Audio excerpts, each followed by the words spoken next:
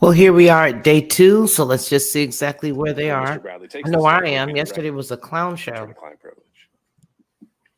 This judge better take care of So as this you're better reviewing than these he did questions, yesterday. I say keep that. that in mind, and I'll be interested to hear your You like how I responses. just start talking and I don't give you any music, no fanfare, nothing? Anything else you think we should Because I haven't had my before coffee we yet. take a break to look at the So questions? let's just check out what's going on. Do you have a copy for me? I do know that they're just doing some preliminary stuff right now, just covering a few things, chatting about a few things. But I will tell you that I do hope that today is a lot more organized and that he has control over his courtroom. I don't believe that as a judge, he should ever have fear about, what may happen if he controls the courtroom. And yesterday, Fani, oh, my computer is talking to me. So now yesterday, Fanny came in like a bull in a china cabinet. She walked in, had her hand on her hip, hair all over her head. I don't know where she was yesterday, but girlfriend, when I tell you Fanny walked through there with her hand on her hip, I'm sorry, can I get your name one more had her time? hair everywhere, like God doggone it. She looked like a mother coming to look for her Mr. kids Ward? when they was out past Mr. the Ward, if we street could get lights. some regular updates of where he is and how So again, he we're is waiting for them to progressing get towards the started. courtroom. But she did. And That's then what she when everyone reminded has me had a of chance to read yesterday. these She reminded me of questions a in the mother interim, coming on the let streets me know looking and for we her can kids. take this up. Mr. McDougall. They used to come out with their house robe on without the button. Okay. Is someone joining us by? Thank you. Is someone joining us by Zoom that wants to appear for the record? Yes, Your Honor. Chris Kachuroff for Mr. Floyd. All right. Thank you, Mr. Kucherov. And I think we had a legal assistant here announcing on Mr. Floyd's behalf, but I think it would be better to have counsel of record any announcement in terms of Mr. Floyd's presence this afternoon. So while they're doing all that talking, I'm going to keep talking. For everybody who's here with me this morning, good morning, good morning, good morning. I'm sorry, Your Honor. I don't see any comments yet, but that doesn't mean anything. That means y'all are like joined us yesterday, early in the morning. I do not see him here today. And to me, this isn't early, but about his presence for today's hearing. No, he will not be present, Your Honor. All right. We believe his presence. Okay. Thank you, Mr. Control. All right. We'll be recessed. Hey, Vine Dressers Branch. Good morning. That Ashley Merchant, that's our tall chick. Okay, so I don't know where they've gone. But here's what I will say. If you guys were watching it yesterday, hey, Daryl. So you remember yesterday, Daryl, I have a clip of it, but I didn't show it. But I do have a clip of it. Does anybody remember how Fani Willis walked in the courtroom yesterday? She looked like she had went out the night before, didn't go home, but ended back up at the office in the same stuff she went out in the night before. Did you guys know they went to recess? Did you guys see that? That was too much for me. That was entirely too much because when she walked in that office, when I tell you, this woman right here with the dark hair, her attorney was looking like, what the heck are you doing in here right now? Nobody called you. What are you doing? You're jacking up stuff. Go sit down. When I tell you, I could not believe that lady walked through there with her hand on her hip in that hot pink outfit with no stockings on. I'm sorry. Because, listen, let me just tell you. I want to like Fani. I really, really want to like her. I have the desire to want to like her, but I cannot, I don't dislike her. But by the same token, I want to like her. And I just feel like she's really done some stuff that just makes you want to shake your head. Because, you can tell when somebody is really doing something because of something they are doing. And then you can tell it's when they're being, motivated by somebody else. And that's how I feel. I feel like her actions are being motivated and being moved by somebody else. And I believe that it's caused her a lot of angst. And over the past couple of years, it's just been one lie after another. And I believe that people have been lying to her. I do. Now, I don't know where, how that would play into the scheme of things as it relates to her and this guy's relationship. Well, wasn't he lying to her? Wasn't she lying to him? I don't know anything about that. But I do feel like a lot of people get motivated to do things based on money or opportunity. And so that's and so that's what. Oh, you missed the entrance, man. If you could have seen it. When I tell you China cabinet got a big dough removal yesterday, she was a bull in a China cabinet, man. They hadn't even called her in. And it was like she was watching someplace else, which to me, being in the age of technology and all of these devices and stuff and things, they're and then they're doing a lot of things online anyway, allowing the cameras to come in, but to be, the feed to happen at that very moment. That in and of itself is an issue. And it was apparent that she had been watching yesterday. It was apparent that she was in another room looking, and I tell you what, she was mad. She was as hot as fish grease. I mean, she was hot. When she hooked around that corner, her attorney was like, "Heifer, what are you doing here right now?" She was like, "I'm telling you," she looked just like a mother whose kids allowed those street lights to come on and they rumps wasn't on that porch. That's what she looked like. She looked like she had took that house coat that she lost the belt on. She lost that belt on that house coat. So she just snatched that house coat around her body and she walked around holding it with one hand with the belt in the other. And I mean, she was coming down that hall. She came down that hall and went inside of that room and then threw a hand on her hip and threw the paper like, "Okay, let me in. Put me in, coach." And her lawyer was like, "Lady, if you don't go sit down somewhere." Man, I wish that I could show you this little bitty clip of it. The little bitty clip that I have, I don't know how I can let you guys see it. I don't know how I can let you guys see this little clip. Let me see if I can. I don't believe, oh, maybe I could put it up to the camera. How about that? But it's a real fast clip. And then when I went back to rewind it to try to capture it again, it would not let me. Uh, so while we're waiting, I'm gonna see, can I show you guys this? But when I tell you homegirl came around that corner, and you guys must not have had no mamas that told you guys to be home in the house before them street lights came on. Because there was mamas all over the place. If you was not at home at a certain hour, she had that house coat that didn't have the house belt. Remember the house coat that you lost the belt to? Well, the mamas back in the day, they did not care. Come hook or crook, they was coming to get your rump. And that's what Fani looked like yesterday. So let me see, can I find it? I think this may be it. Let me check. Hold on.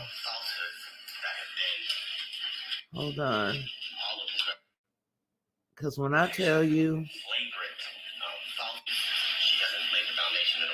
all right, let me see. Was it this one? You know what? I see a lot of folks that are saying that, that there's a problem and that, oh, here she is. Let me see, can I show it?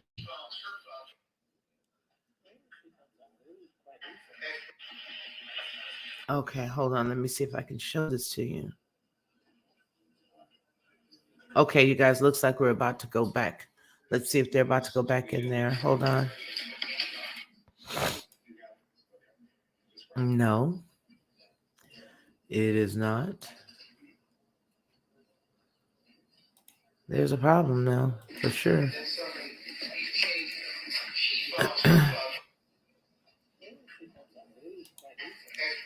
Okay, I did find it, but let me see.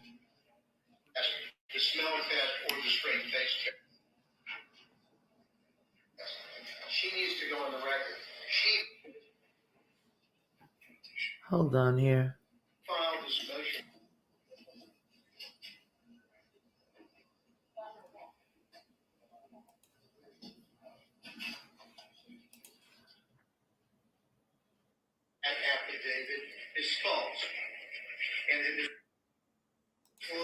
All right, I don't know if I can share it. Hold on.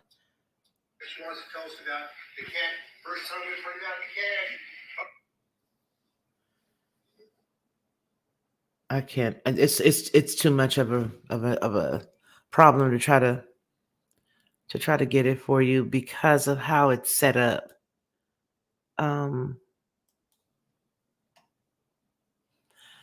But what I will say is I hear a lot of us feeling as if based on what we saw yesterday, it's the end or it's curtains for them.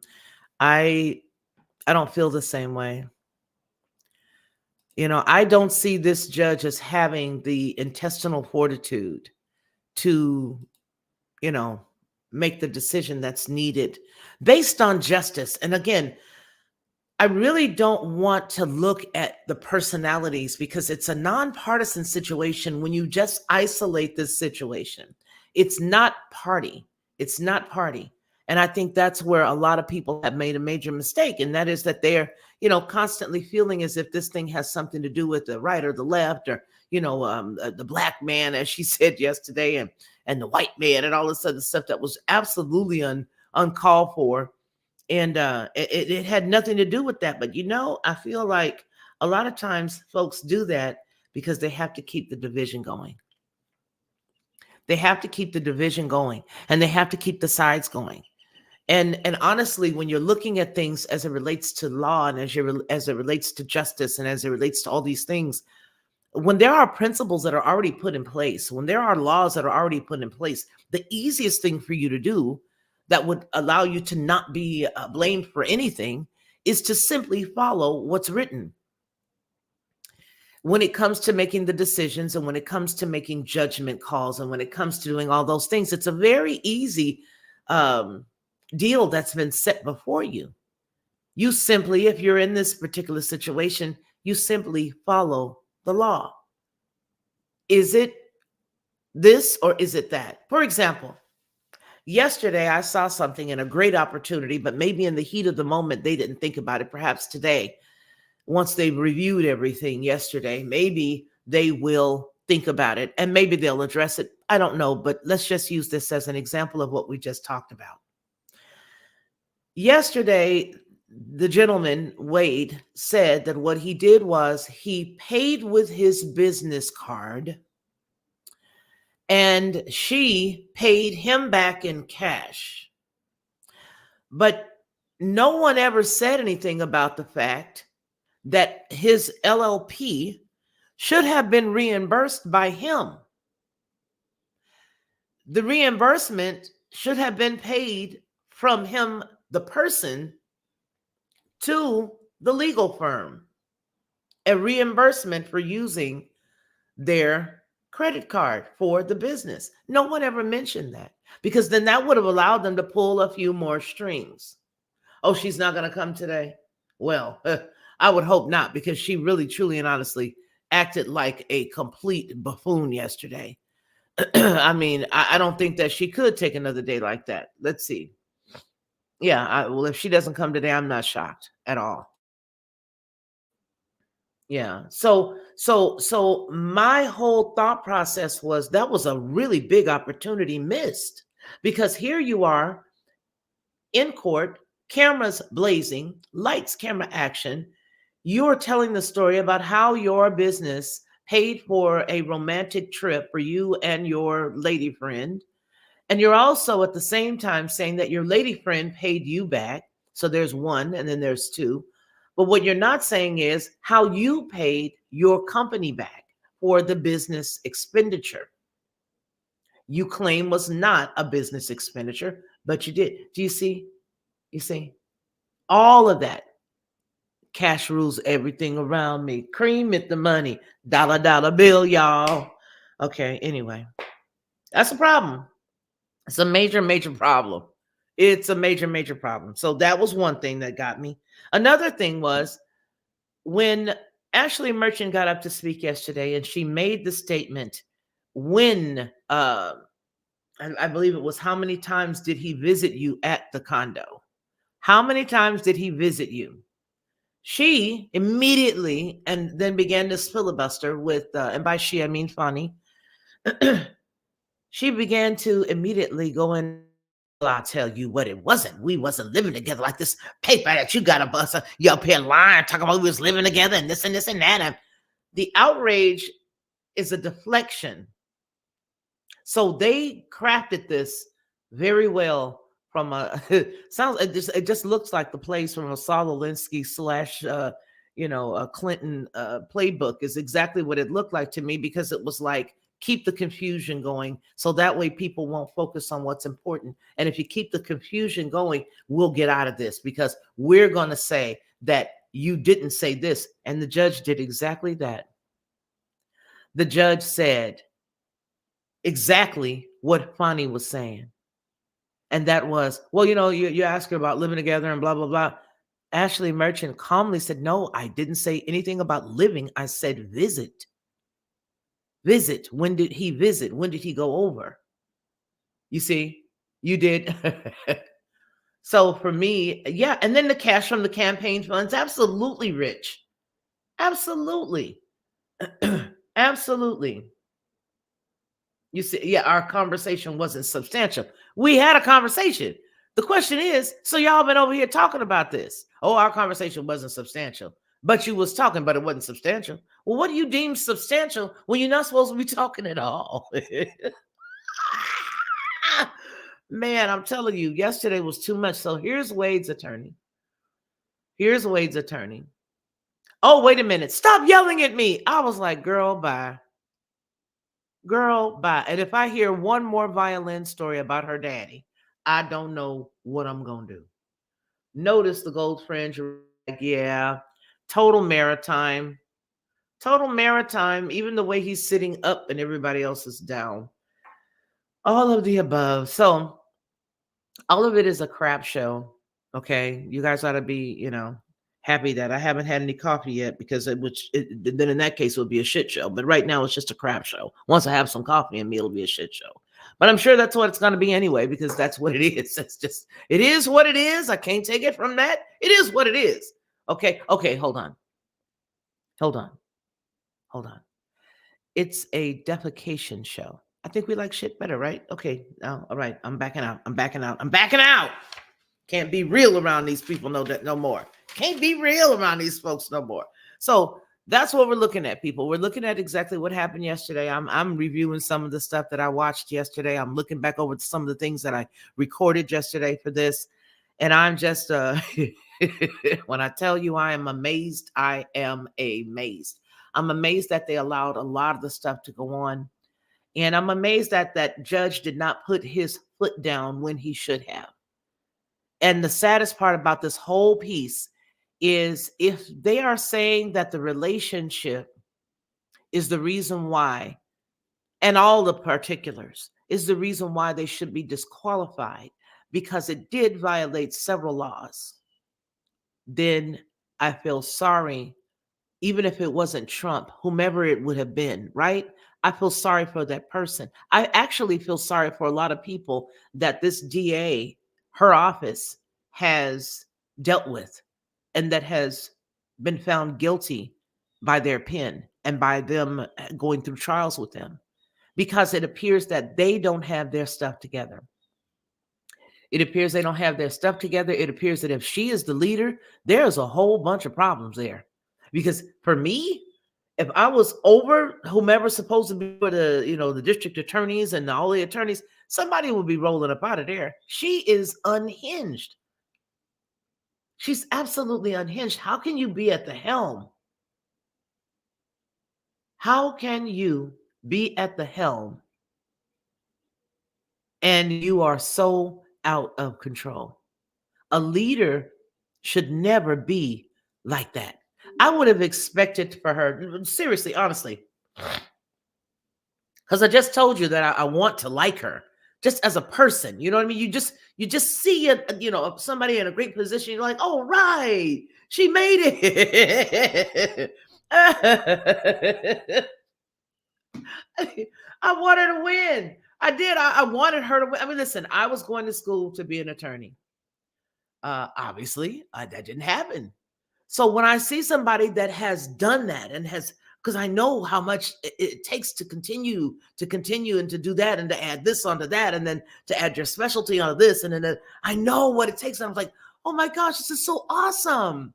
This is so awesome. This is great. Go, girl. Hey, but baby, when you get in there and you come in there with your hair all crazy looking, I told y'all about the baby robe and all that. No. It's not good. Yes, Jesse Waters says that she was glued, that he was glued to the TV and could not stop watching it. Let me tell you something. It was the funniest thing I have ever seen in my life, but I do not feel like Trump is going to. I don't think they're going to give anybody anything from this. Again, removing Trump from the issue, removing Trump from the circumstance, looking at it on its face. There are so many things in this particular case that are illegal and that were done corruptly and that were just, above board wrong. Even if you don't have him in the pie, on its face, would somebody be in trouble if they're inequitable on doing things by the law? Yeah. But because you add Mr. Naranga, Mr. Orange Man, into this, I don't see it as a win. And you know what? Maybe they will allow this to be the win because, they've already got everything going with Letitia James. And then they've got all these other situations and all the other, 85 million. You may as well go ahead and file bankruptcy situations going on. They got all of that stuff going on. And so when I think of it, I'm like, maybe they'll just give him Atlanta. I can't see it, but they might, because this, all of it we know is all sort of contrived. Hey, Betty R. It's all contrived. So we were just looking at it on its face, just looking at it based on the actual case itself as to how they are wrong and how everything they're doing is illegal. I think they would have something. But I can't see them pulling them off of this case. And if they did, that means that if they pulled them off this case, then that means that somebody got some pretty big cojones and don't care, what somebody's trying to do to them. Because this guy yesterday, he seemed to be very afraid of her. She seemed to really have the upper hand on him. She did. She seemed to have the upper hand. Oh, you guys, please don't forget to hit the like button. She seemed to have the upper hand. Or you can hit the dislike button, but just interact with one of those buttons, please, because it does help us. These folks here, they've got a whole bunch of likes already. But nonetheless, yeah, I just feel like I don't think this is gonna bode well. I really don't. Yeah, the judge clearly, clearly, clearly. Yeah, because isn't that what she says? She drinks rich Grey Goose. I think she says she drink Grey Goose. But anybody who's had anything, tried with her office, I think they need to revisit all of that because they are very unethical, very unprofessional. She is just, ugh. Boy, I really wanted to like her. I really wanted to like her. Again, let me tell you what I expected while we're waiting. I expected her to come in there in a very nice, dress or a nice skirt outfit with a nice little pair of, sling back pumps, little kitten heel. You know what I mean? I was expecting that. Maybe her hair well coiffed with a nice bang, considering, these videos are going to, go around the world for a long time. And people are going to see it for historic reasons throughout time immemorial. But instead, let me show you what we saw. Let me go over here because I can't. I should have had this queued up if I had known we were going to even talk about this. Because to me, it's like, are you kidding? This should have been the first thing I talked about. Let me find him. He is hilarious with what he said, by the way. Okay. Who is this? Oh God, that's her. Yeah, I don't want to watch her. She's hilarious. Here we go. Yeah, and then the whole cash thing. It's like you never go to the bank. You never go to the bank. So how do you get your money? We don't see you go to the bank at all. Yes, it does. Beautiful sunrises and sunsets. Yes, it does. Okay. Yeah, this is the best soap opera ever. It is far better than any of the old shows, the stories, as my mom and them used to call them, the stories. I think you would up to that. Okay, hold on. Hold on. Okay, I'm pulling it up.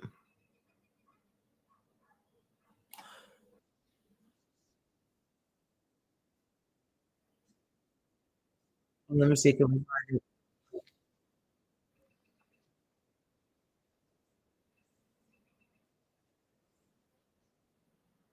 Somebody going to jail either way.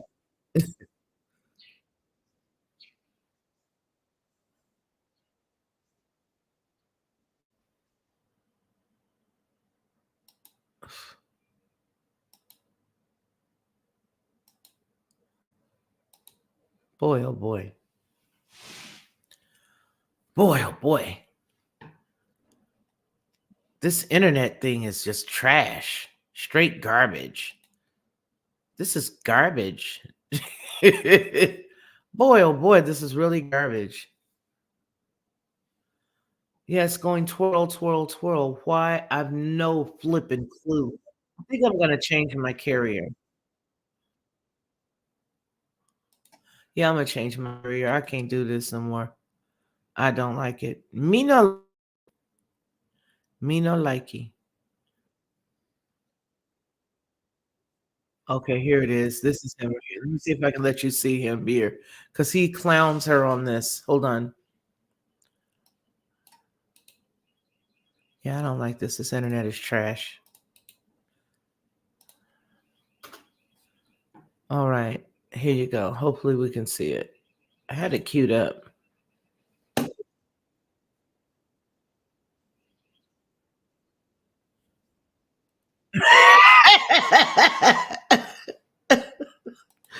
This fool said this girl rumbled.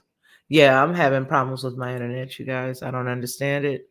And again, I am hardwired.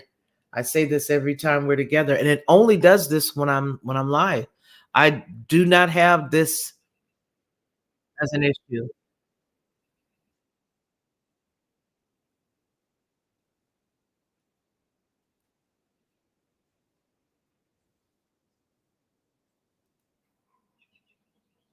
This is just straight trash.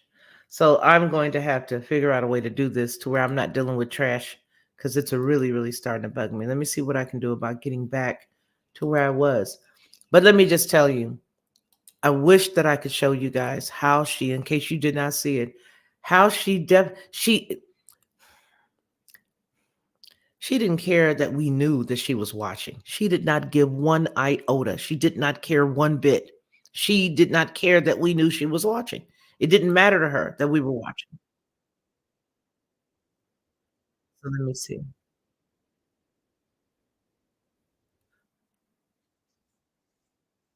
Okay, here we go.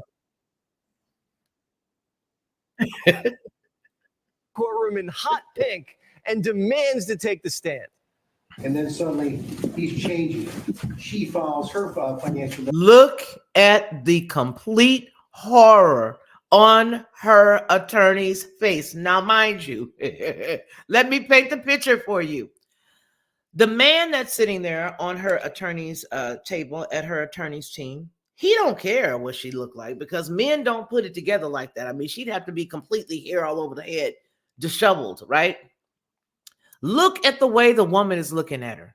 The woman is looking at her like, girl, your weave is bent back. Look at you. You done got no stockings on. You coming here like you about to just play football or something. Watch her watch her moves. Watch her walk. Watch her. Let me go back just a smash. And you know what? Jesse ain't no good talking about. She comes rumbling.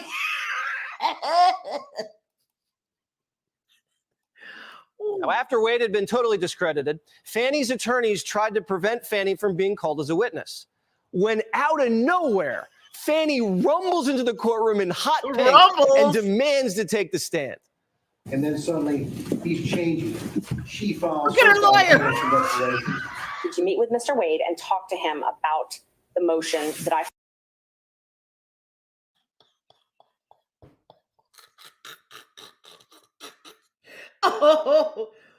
Oh my Lord. Wait, y'all. We gotta do it again until the case starts, until they start in court, which is what we're buying time for. But just watch her. Look at her. She got her mouth. She got a hand, she got a piece of paper. She done chucked the paper like, you know what, I'm here. What? You want some? You want some, old man? You want some? Let's get ready to rumble. Look at her face.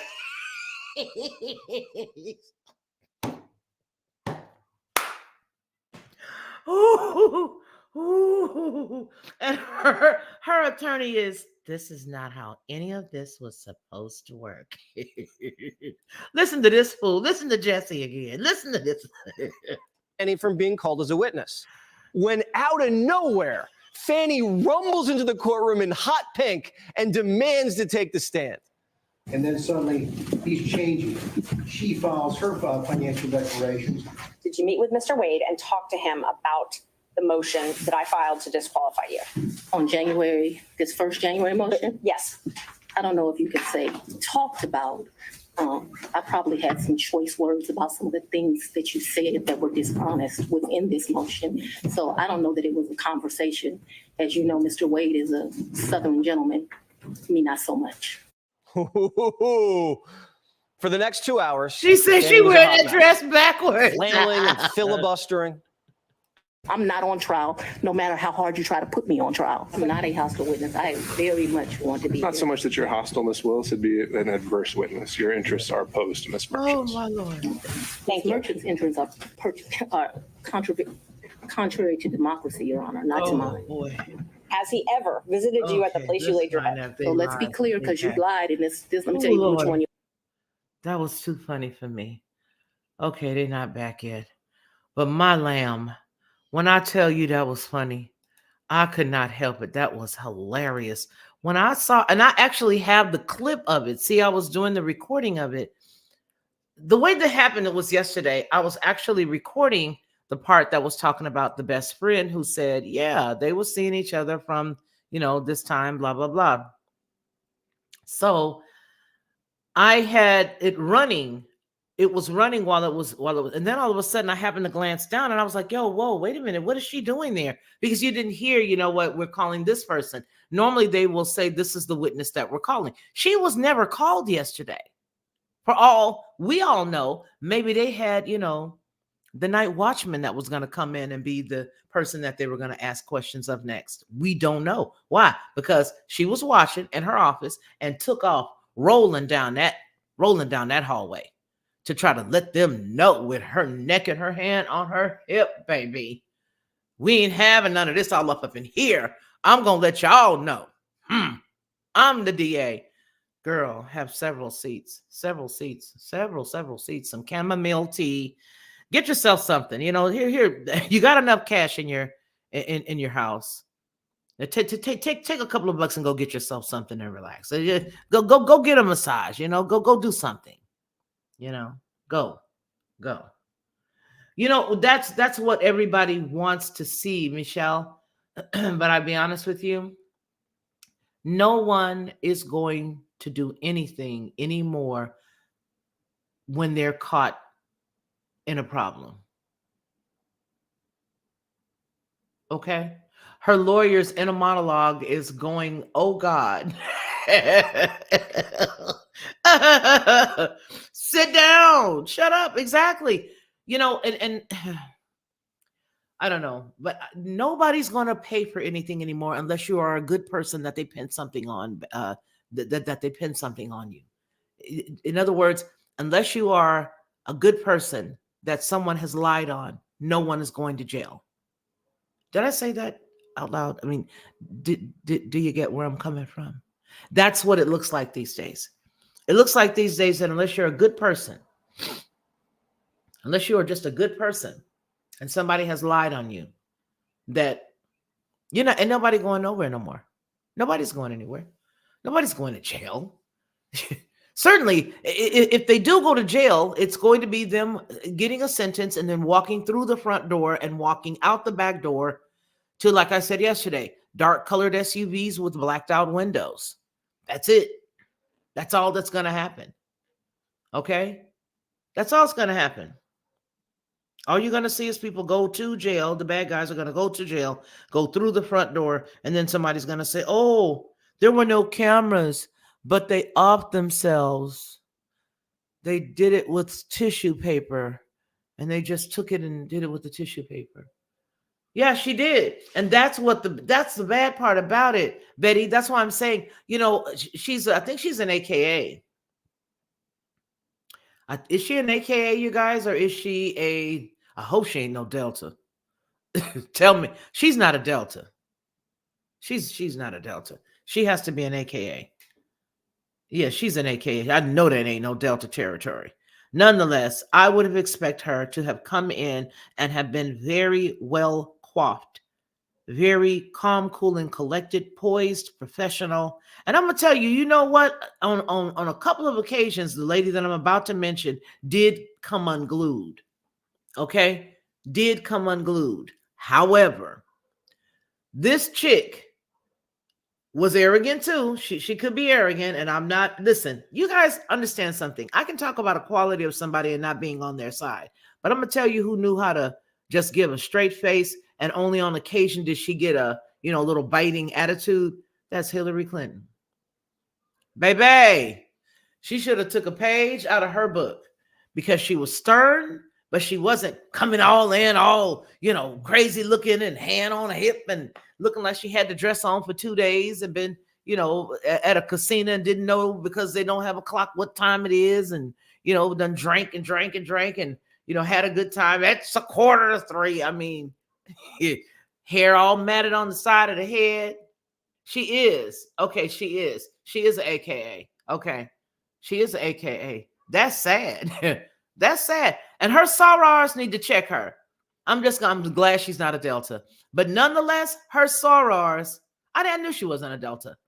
But her sorors need to check her. They really honestly do, because that right there was not a good look. As a matter of fact, I think I'm going to pick on a couple of family members and friends that I know that are AKAs, and I will pick on them for her.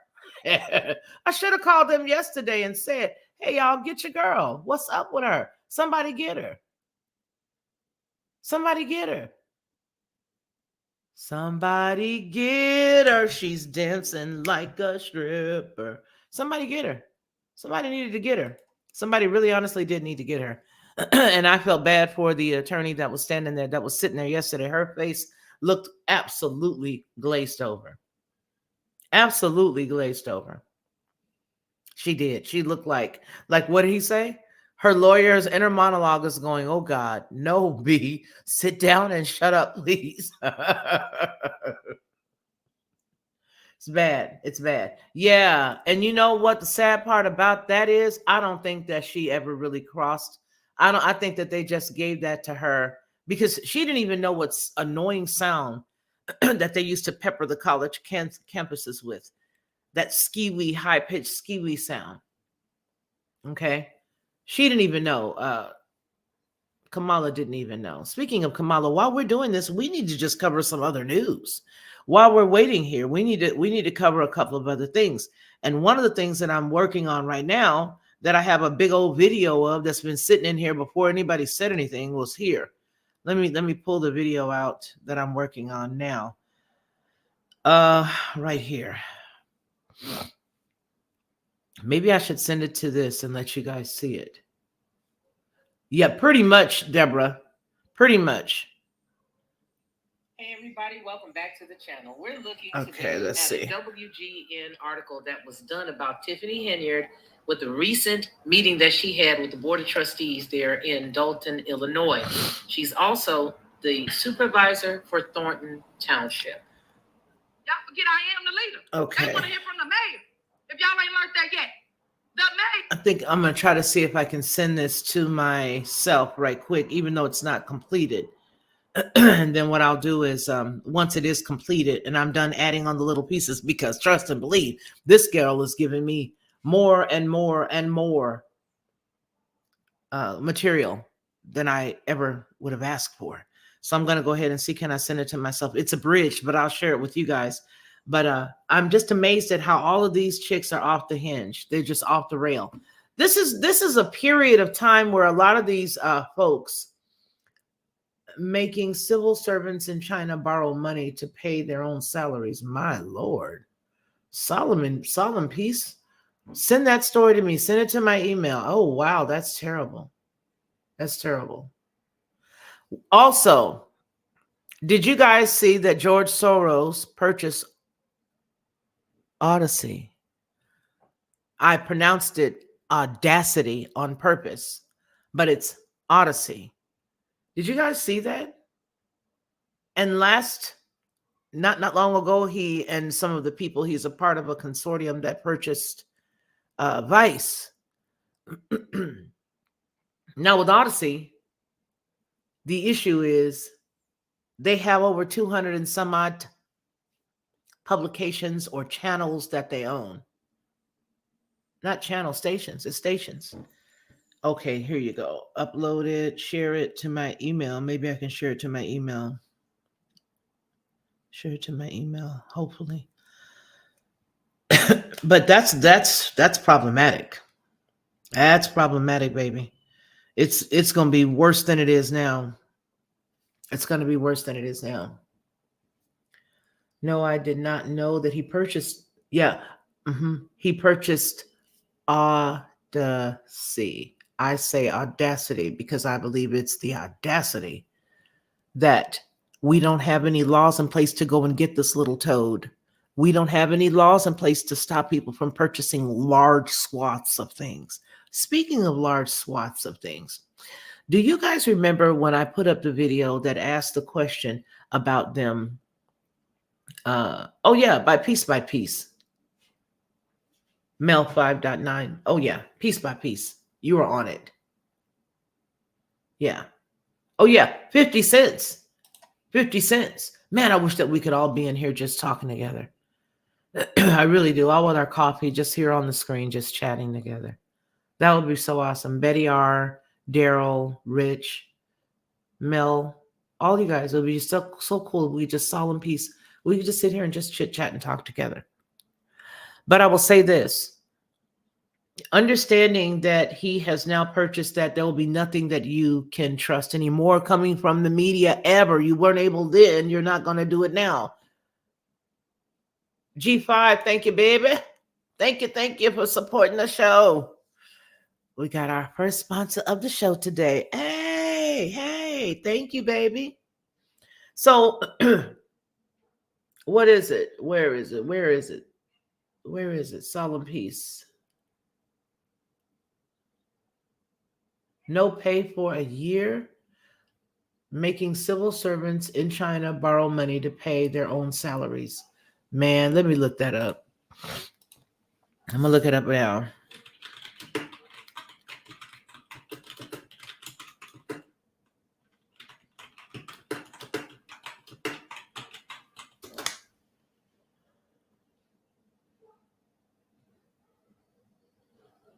Okay.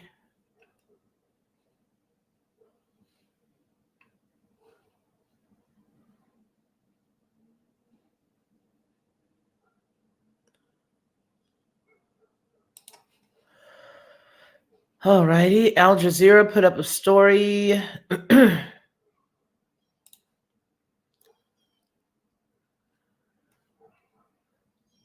Civil servants in Eastern China.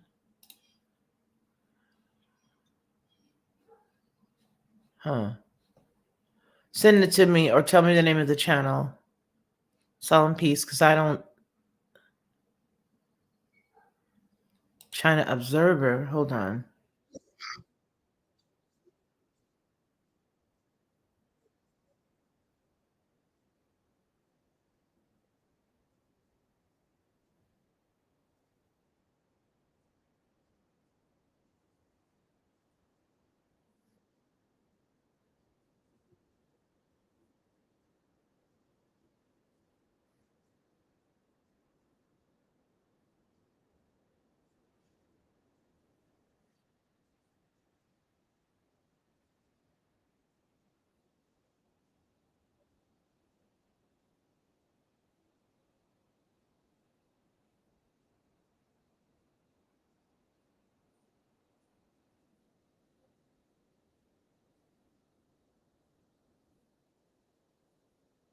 Send that to me. I don't see anything that I can put up. It was in, so I'm in China's Observer today. Okay, that's where I was just now. So it was yesterday's China Observer. Okay, let me go see. I'm on their page literally right now.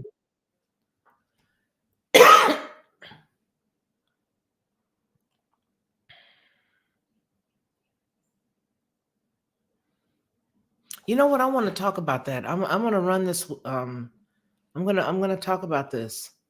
I see their page. I was just looking at another story from last year. Let me check on where we are though. Hold on. Let me make sure. Okay, so everything over here is fine. So when they start, we can start. And when they start, I'm just gonna go pour my coffee. I should put some music on and go pour my coffee so I can sip it slowly with y'all. All right, so let's see. Solemn Peace. Okay, China Observer site. I was just over there. Let me show you. I'll show you. I'll show you. I'll show you. I'll show you. Okay, China Observer right there. That's where I am right there. That's their page. But this is what I was just looking at. Solemn Peace. I was right here. Right there. For the temple. Netizens unanimously view this as a retaliatory move by the government. That's On what I was September listening to when you were on the other one. I was on the other side. Apparently, they had gone to borrow some money from the temple, and the temple wouldn't give them any more when they came back the next time, because apparently they were already helping a host of other people, and so they made them cut down or something like that. U.S. is asking World Bank to end loans to China. Now get your Fanny into the kitchen and make me a sandwich. Robert, it's sandwich with an M. Okay, let me see if I can show you guys this video. Yeah, that Ashley Merchant lady is really tall.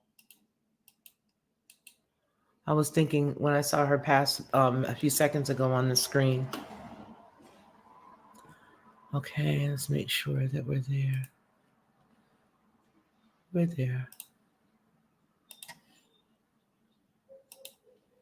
There. There. Now get your Fanny in the kitchen and make me a sandwich. You a mess. So, okay, let me see if I can pull it up.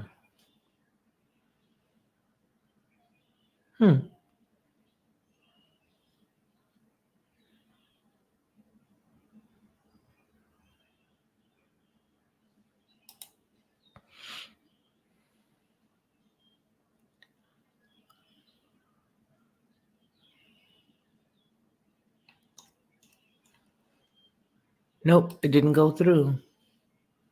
Maybe I have to save it as a video.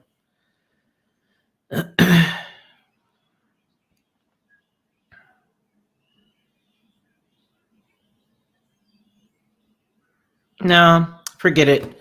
I don't want you guys to be bored. I'm going to show it to you now and then turn right around and upload it again later, although it'll have more pieces and more videos added to it, more stuff added to it. I don't want you to be bored of it.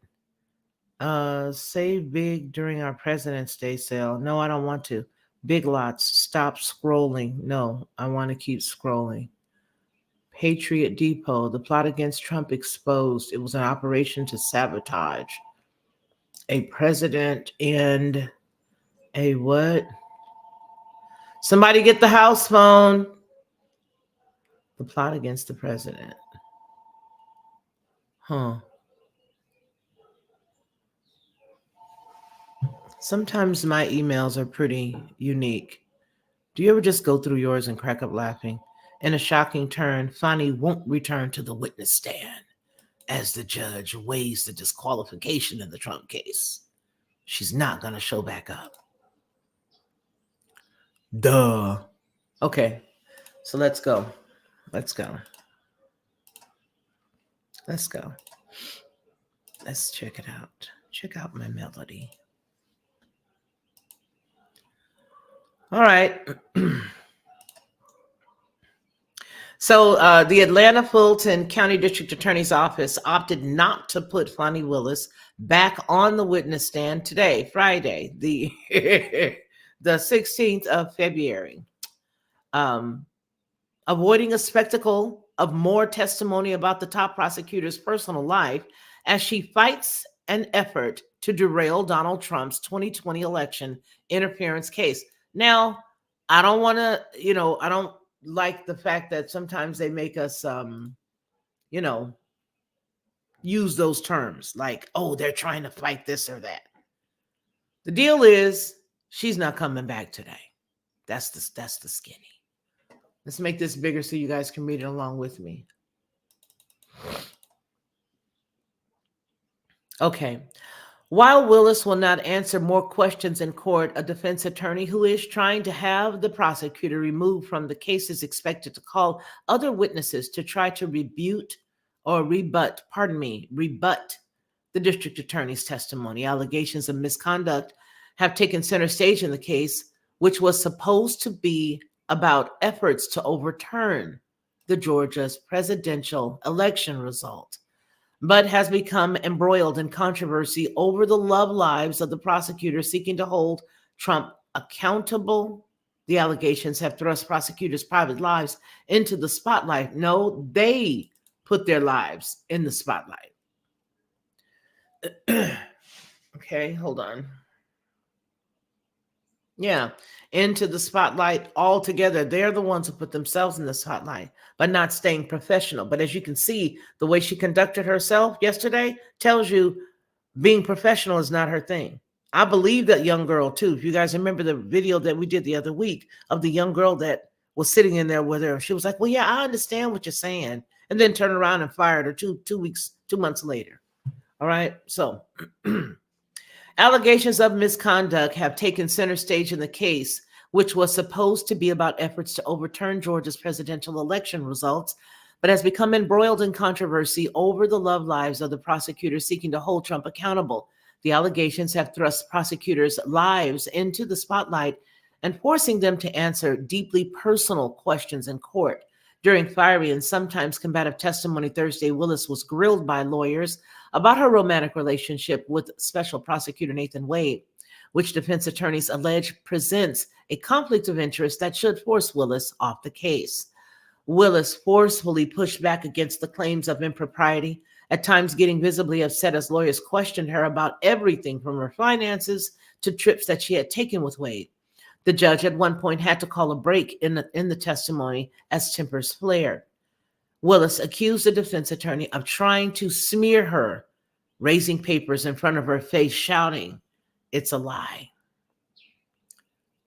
Boy.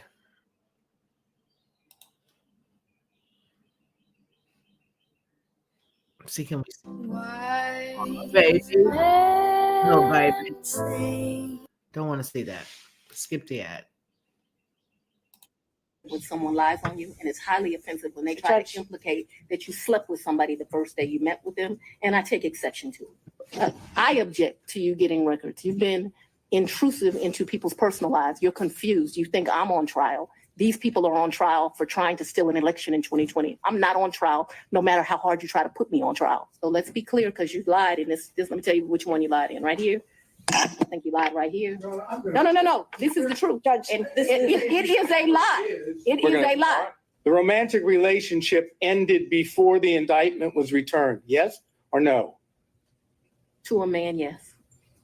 Well, to a man, yes. To you, no? She's explained this, Mr. Sadow. She's explained this. How did she explain it? Did the forthcoming indictment have anything to do with that? Ooh. Or was it just a coincidence? Mr. Let's go on and have the conversation. I've just asked you whether or not it was a coincidence. Had absolutely nothing to do with this. It's interesting that we're here about this money. Mr. Wade is used to women that, as he told me one time, the only thing a woman can do for him is make him a sandwich. We would have brutal arguments about the fact that I am your equal. I don't need anything from a man. A man is not a plan. A man is a companion. And so there was tension always in our relationship, which is why I would give him his money back. I don't need anybody to foot my bills. The only man who's ever foot my bills completely is my daddy. Okay. Well, so you see. So Do you think I'm on trial? These people are on trial for trying to steal an election in 2020. I'm not on trial, no matter how hard you try to put me on trial, Willis told the defense attorney Ashley Merchant. The probing questions for Willis and Wade, who testified before her, underscored the extent to which the prosecutors are themselves now under a public microscope. With revelations about their personal lives diverting attention away from Trump's own conduct, the allegations are also provided an opening for Republicans to try to cast doubt on the legitimacy of one of the four criminal cases that Trump is facing as he vies to reclaim the White House in November. You know what? It's apparent, no matter what side that you sit on of this whole entire, Trump thing and the voting and who did what, the election, it's apparent that there was something very serious that did go on. It is something serious that went on with this whole thing. And if we were to unravel everything, I doubt that we would be privy to the people that we're privy to now. I doubt that we would know about the people that we know about now, to include Fani. I doubt very strongly that we would have any of the things that's going on right now. Here's what I feel. Let me read this from Deborah Johnson.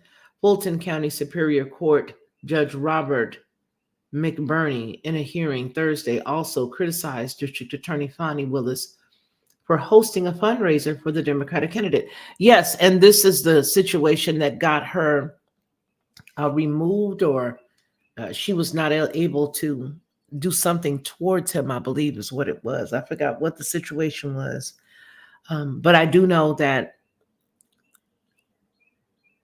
over the past, I would say 10 years solid, we have been on a downward spiral, just a spiral going down into the abyss of so many evil and wicked things in our nation.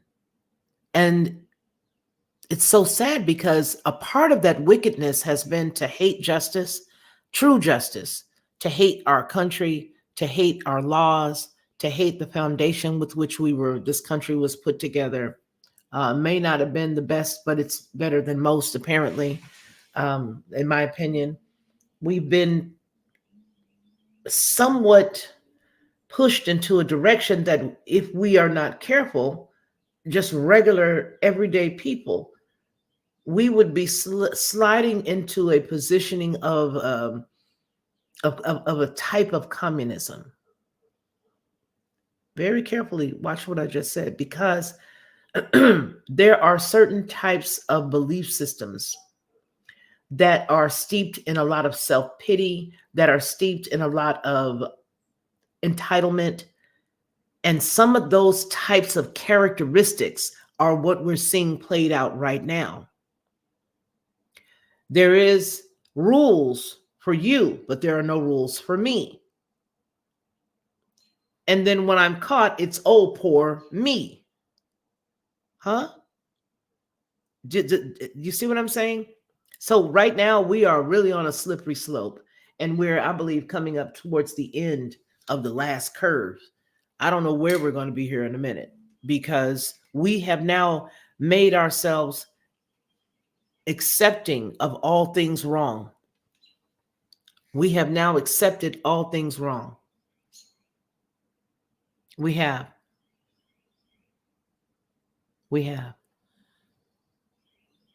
We now accept the stuff that's not supposed to be accepted. We now believe the things that are not right. We are now more compromised than we've ever been. On top of being compromised, we also want everything the way we want it. We're compromised. It's everything on its ear. Everything is turned upside down. It is. It is tribulation time, but I think that we were silent too long. I think that as a country, we've had so many warnings about things like this and issues like what we're seeing right now. I think that we got those warnings, but maybe we wanted somebody else to take care of it. I don't know. Maybe we were under the impression that somebody else was going to take care of it.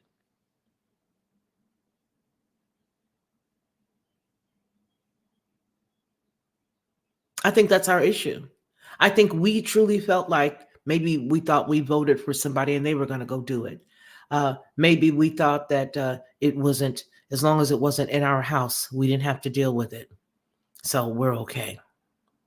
Maybe that's what we thought. But there's a collective thought process that took place.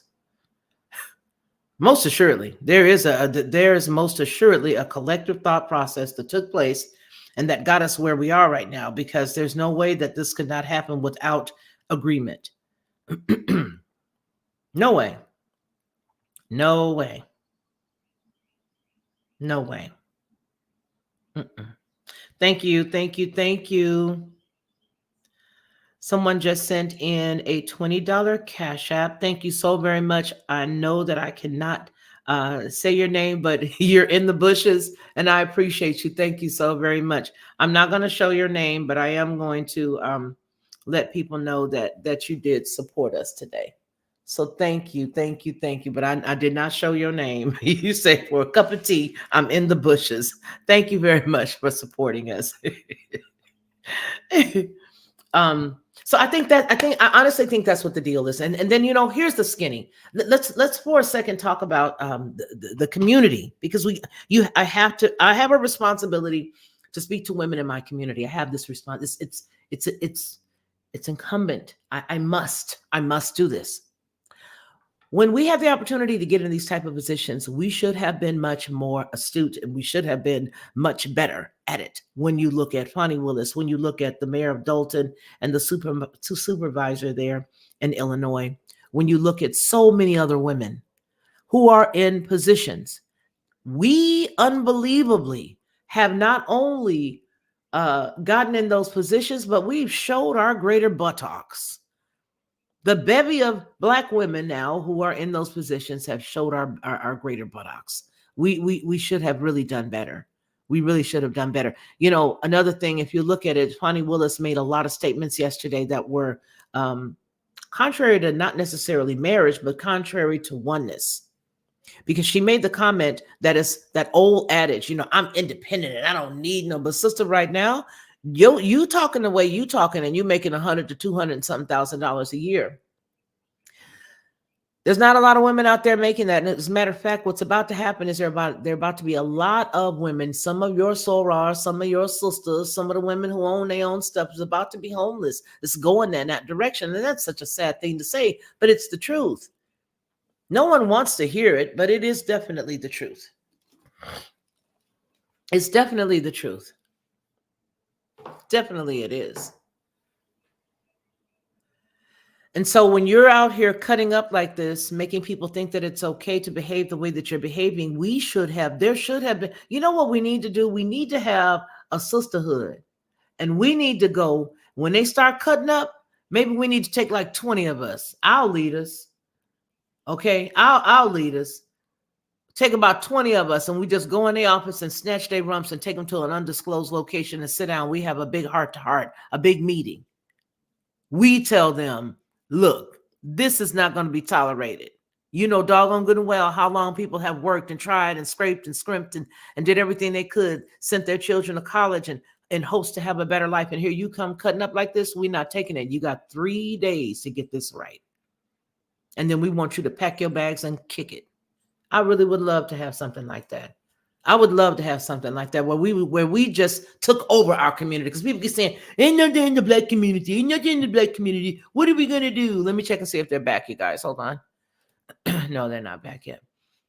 Now, what are we going to do? What are we going to do? We don't have a community anymore. Now, if enough of us sisters got together and rolled out to Dalton, rolled out to Illinois, kicked the door in and walked in and sat down with homegirl and said, look here, little girl, with your carjacking self. Do you realize the mess that you're making?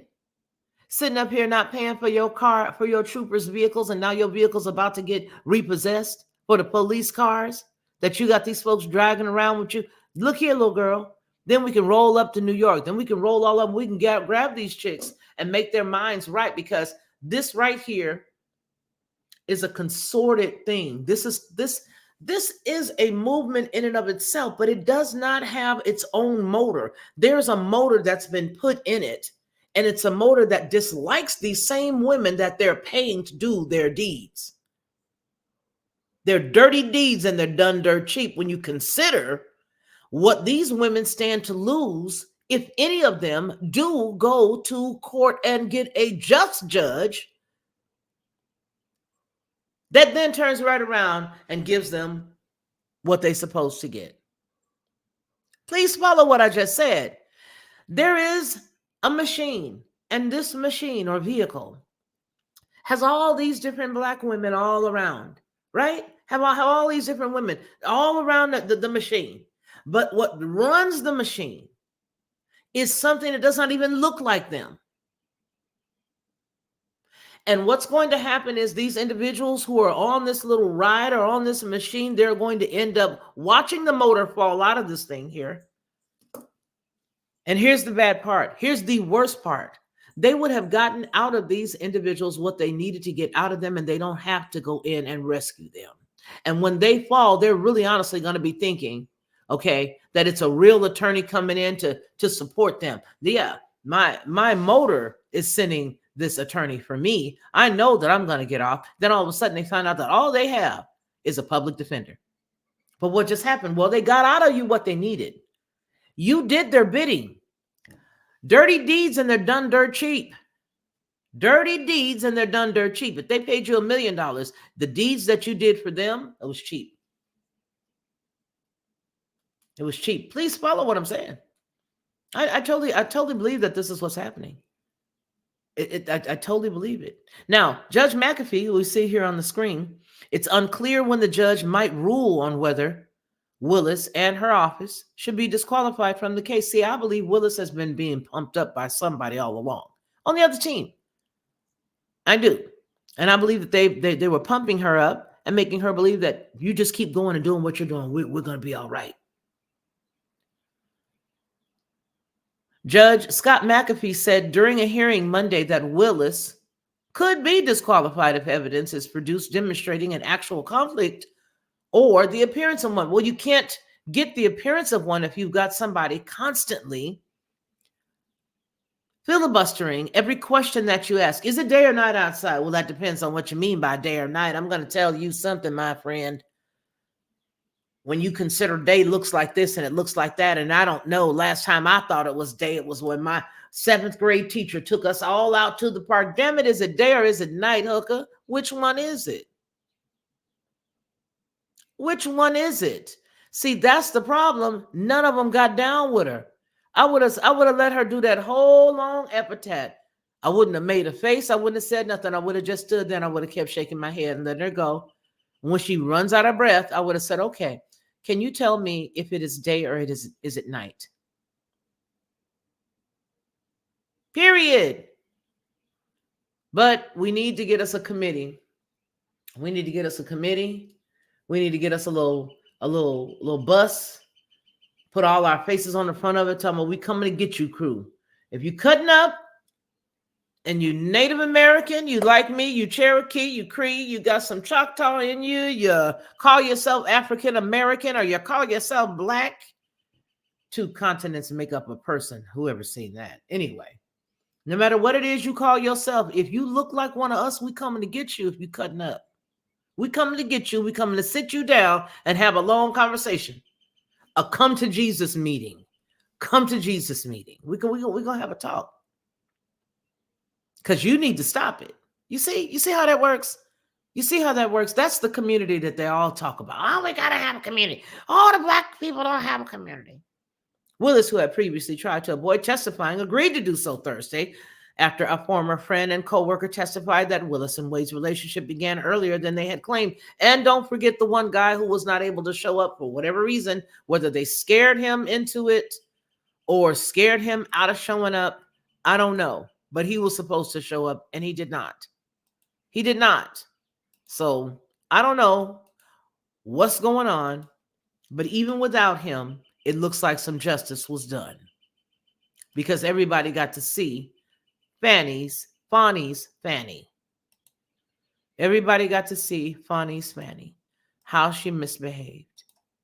That's what they got to see yesterday. Yeah, that's what we got to see yesterday. Yep. And honestly, I've been thinking about that, but I think that it's even purposeful that it's the Black women that are becoming highlighted in these doing deeds. Yes, it is. There is a big purpose. There's a big reason for it. And I'm going to say what I think it is, Mel. And you tell me what you think about this. See if we're on the same page. What I believe is that there are the Black women, but it's like killing two birds with one stone. You had a Black mayor and they cut up. You had a female mayor and she cut up. You see what I'm saying? I believe that it is the way that you get a Black and the way that you have a, yes, she is, Mark. She is. I believe that it's the way you say you put a woman and a Black person in a positioning. And they already know. See, this, here's the funny thing. Mel, tell me what you think about this.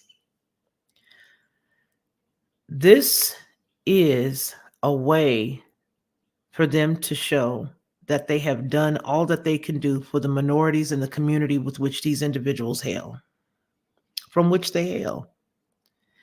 And I believe that because they've got their hands and who they are them, the bad guys, the Justice League's nemesis. I believe that because they allowed these people to be put in a position the way that they have been, that it's going to make it easier for them to put the people that they really want in. And those individuals are going to appear to be doing things correctly. See, they're allowing the people that's been put in thus far, they're allowing them to show their bottoms. They're allowing them to just tear up and do everything that they can. So that way in the future, when they don't bring any more of them, they'll be ashamed to even ask, where are the Blacks? Where are the females? Where are the Black females in leadership? Because all they got to say is you had Wade, you had Willis, you had Letitia, you had the mayor of Dalton, your supervisor. You had this one. You had the cuckoo bird out there that everybody called Beetlejuice out in Chicago. You had her. Okay. You had all these people. So we've done that.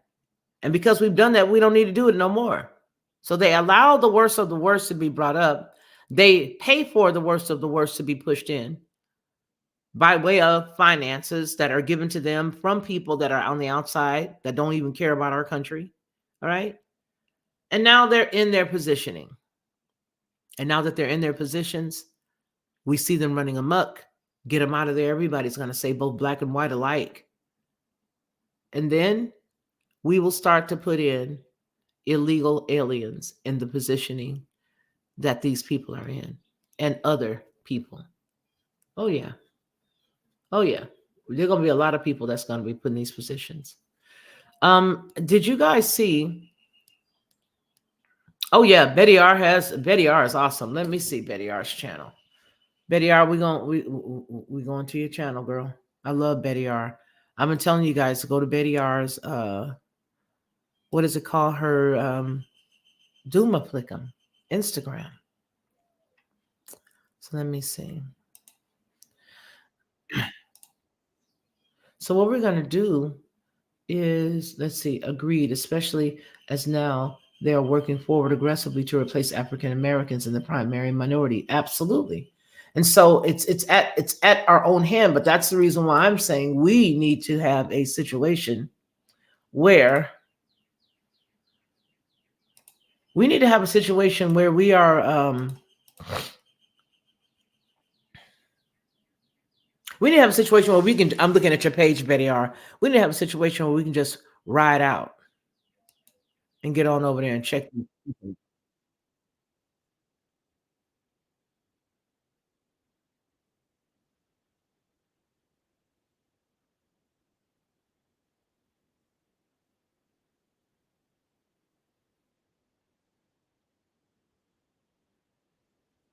Okay, we're gonna look at Betty R. You guys, please go to Betty R's channel. I love Betty R.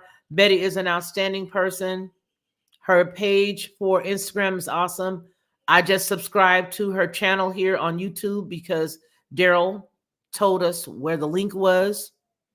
I did not even know she had a YouTube channel. I would have been pushing that. Okay, so I'm going to let you guys see this. But I believe that it's all a setup. It's a setup to get everybody angry at Black folks because they got hired people out here doing this thing. And I believe that the hired people don't even realize that after they're done, the little fiat currency that they doing all the stuff that they're doing for ain't going to be worth a coin.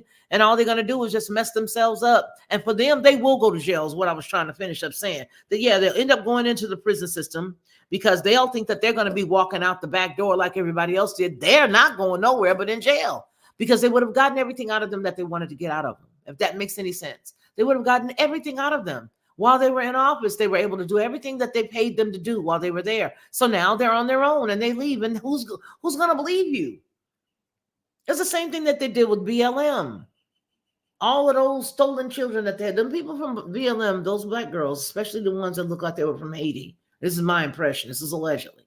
I allege that they took them kids, some of those kids. That's the only way that you're going to find Black people that are so malleable that'll just move like that. And what did they do? As soon as they were done with them, they crumbled them up, left them alone, and then they were like, oh, well, they're in trouble now for stealing money. They're in trouble for taking this or that. They're in trouble. You're on your own. No. And what happened with them was the Clintons pulled their people that was in there helping them. They had a big team of people that were in there helping them. Y'all better look that up. So that's my point to that.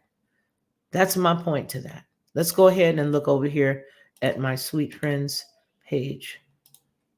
All right, so here's the video. Don't copyright strike me, girl. Check this out. The thing that I've always found most exciting about the hologram effect and the hologram illusion industry is the ability to beam anybody from anywhere to anywhere in real time.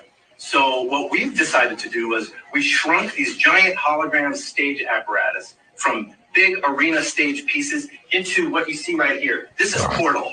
It's the size of a vending machine. It fits in the corner of a room, and it beams in a 4K resolution image in real time.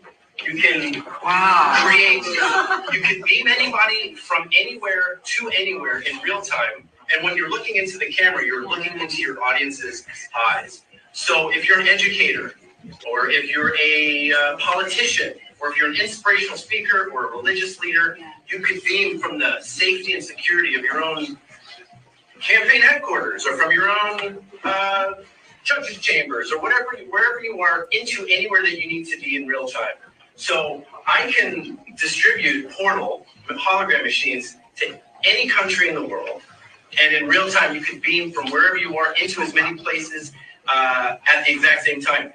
Each portal has an audience-facing camera so that when you beam in front of audiences around the world, the camera sees the audiences. So I'm here with you right now. However, if I wasn't, I would still be able to see.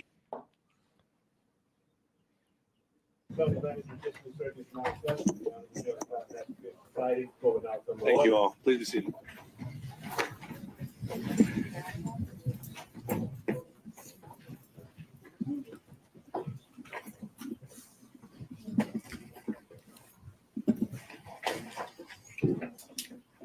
All right, we are back on the record with 23 SC 18947. As with yesterday, if we could have counsel just briefly introduce themselves, make sure we've got waivers on the record for today, starting with the state. Good morning, Your Honor. I'm Anna Greencross for the state. Good morning, Your Honor. Adam Abadi for the state. Good morning, Your Honor. Steve Sadell, Jennifer Little for President Trump, and three waivers. I'm gonna go get me some coffee, you guys. I'll be right back, but I'm here. Mr. Durham joining us by Deborah, Zoom. Daryl, hold it down for me. I'll be right back. This is Jack Van Wy on behalf of Mark Meadows. He waives his presence. Thank you. William Cromwell, Kathy Later. She waives her presence. Your Honor, Mike Smith, Clark Duchek, for Mr. Hampton, with local counsel John Monroe. I'm sorry, I didn't hear that at all. With local counsel John Monroe. To my right. Okay. Richard Rice and Chris Anolis. Your Honor, we waive his attendance. I think we're now to Mr. Roman. Good morning, Judge Ashley and John Merchant for Mr. Roman, if he waives his presence. Greg Gillen and Anthony Lake for Mr. Schaefer, and he is present. All right. And then Mr. Floyd.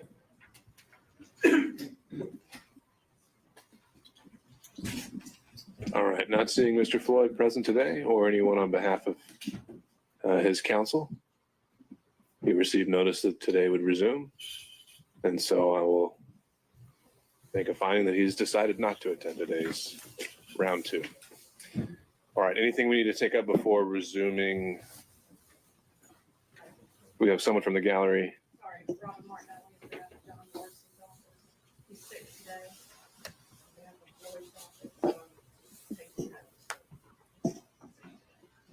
Okay. And Mr. Floyd has decided what exactly? Did he?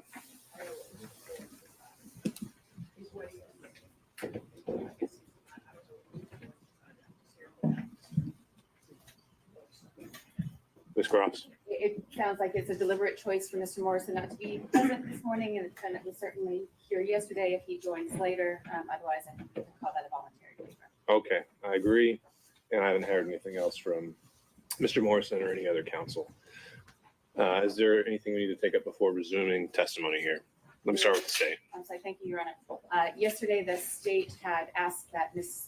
Yurdi be, her subpoena be held in case we needed to recall. I let her attorney know last night after speaking to me, we don't intend to recall her, and as far as the state's concerned, I know she'd already been released from the subpoena from the other side, so there was no reason for her to be taken from the state. All right, Ms. Merchant, can we excuse Ms. Yurdi? I talked to her attorney last night and I said, we had a different conversation, so I think she's still on standby. So your position has changed since yesterday?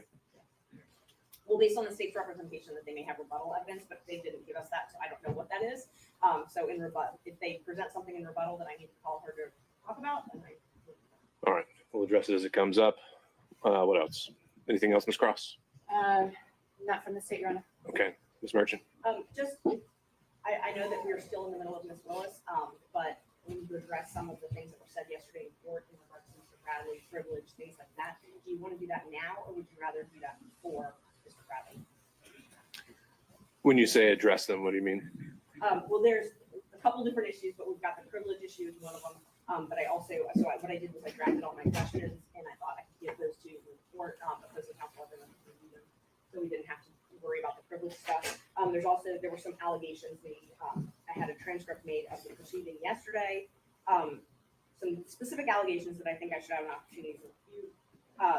Specifically that I had egregiously misrepresented, that things that I had said were patently false, and that all of that information came from Mr. Abadi, speaking of Mr. Chopra. I spoke with Mr. Chopra when we talked to him in the car on the way here on speakerphone, Mr. Merchant and I, and he said that he didn't tell Mr. Abadi any of that information, doesn't know where Mr. Abadi got it from. Mr. Abadi says that he did. And so, you know. If there's any clearing of the air that needs to happen, and if we need to get to that, I think the right time would be once we've actually seen all the evidence that comes out. So. Thank you. I just wanted to let the court know. Thank you. And in terms of the privilege issue, if you're planning to recall Mr. Bradley, and you've actually typed out some specific questions, then yes, I think that would be helpful and might allow things to proceed a little more efficiently through his testimony. So to the extent you've got those typed out and are willing to provide those to counsel for Mr. Bradley and the state, I'd encourage you to do that. And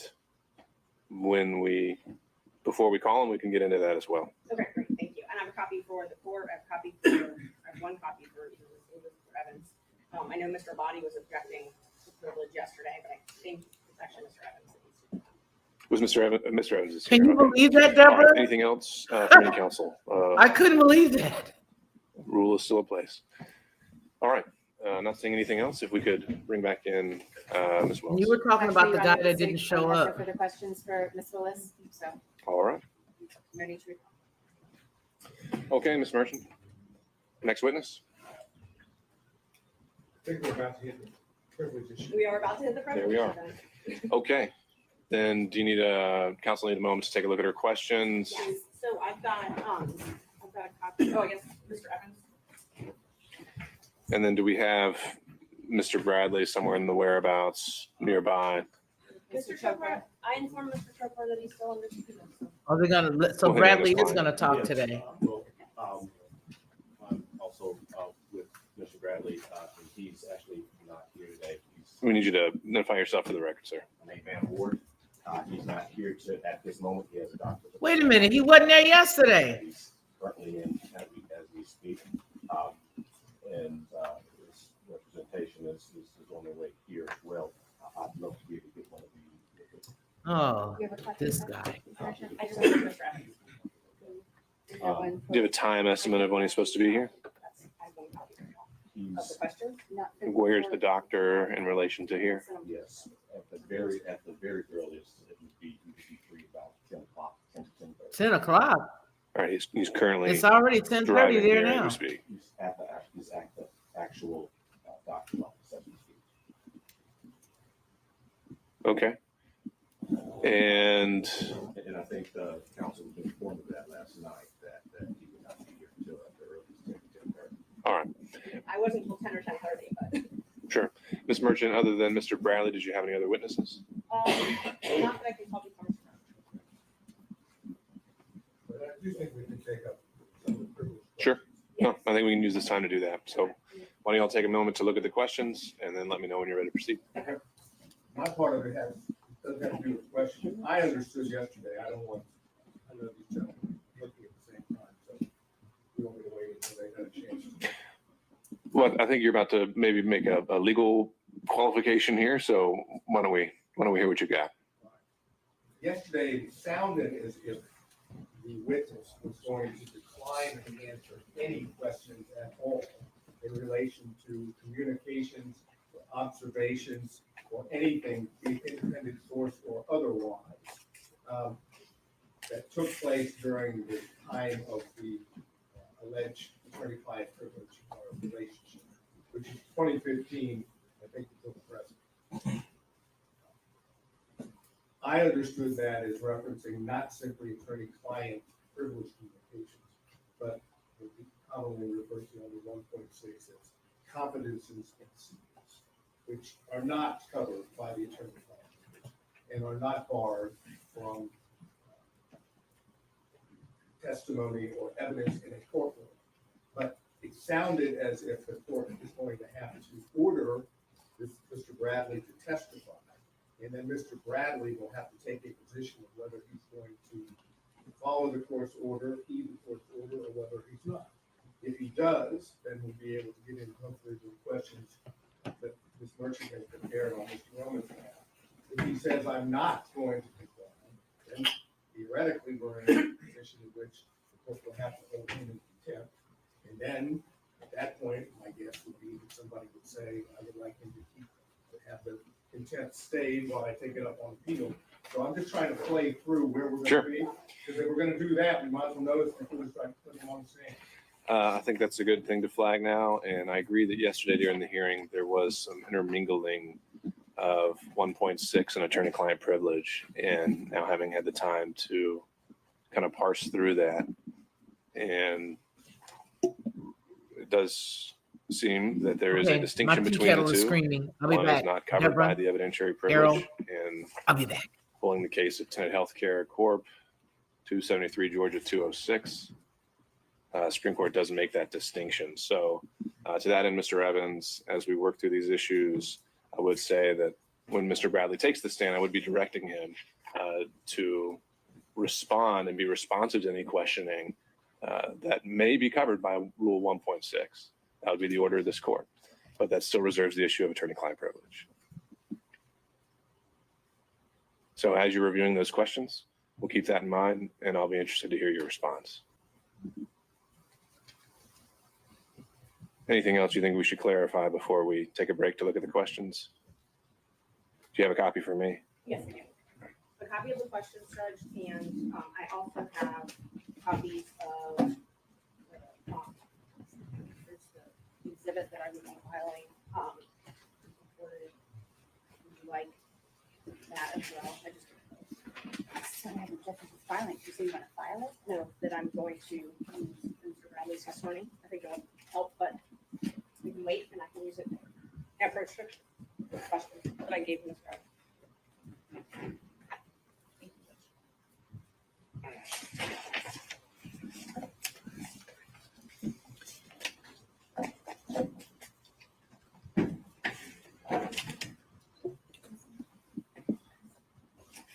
All right, and counsel for Mr. Bradley, I'm sorry, can I get your name one more time? I didn't write it down. Mr. Ward? Yes. Okay. All right, Mr. Ward, if we could get some regular updates of where he is and how he is progressing towards the courtroom. And then when everyone has had a chance to read these questions in the interim, let me know and we can take this up. Mr. McDougall. I have a text message from one of Mr. Floyd's lawyers that he's logged in on the Zoom conference. Okay. Is someone joining us by, thank you. Is someone joining us by Zoom that wants to appear for the record? Yes, Your Honor. Chris Kachuroff for Mr. Floyd. All right. Thank you, Mr. Kachuroff. And I think we had a legal assistant here announcing on Mr. Floyd's behalf, but I think it would be better to have counsel of record any announcement in terms of Mr. Floyd's presence this afternoon, or excuse me, today.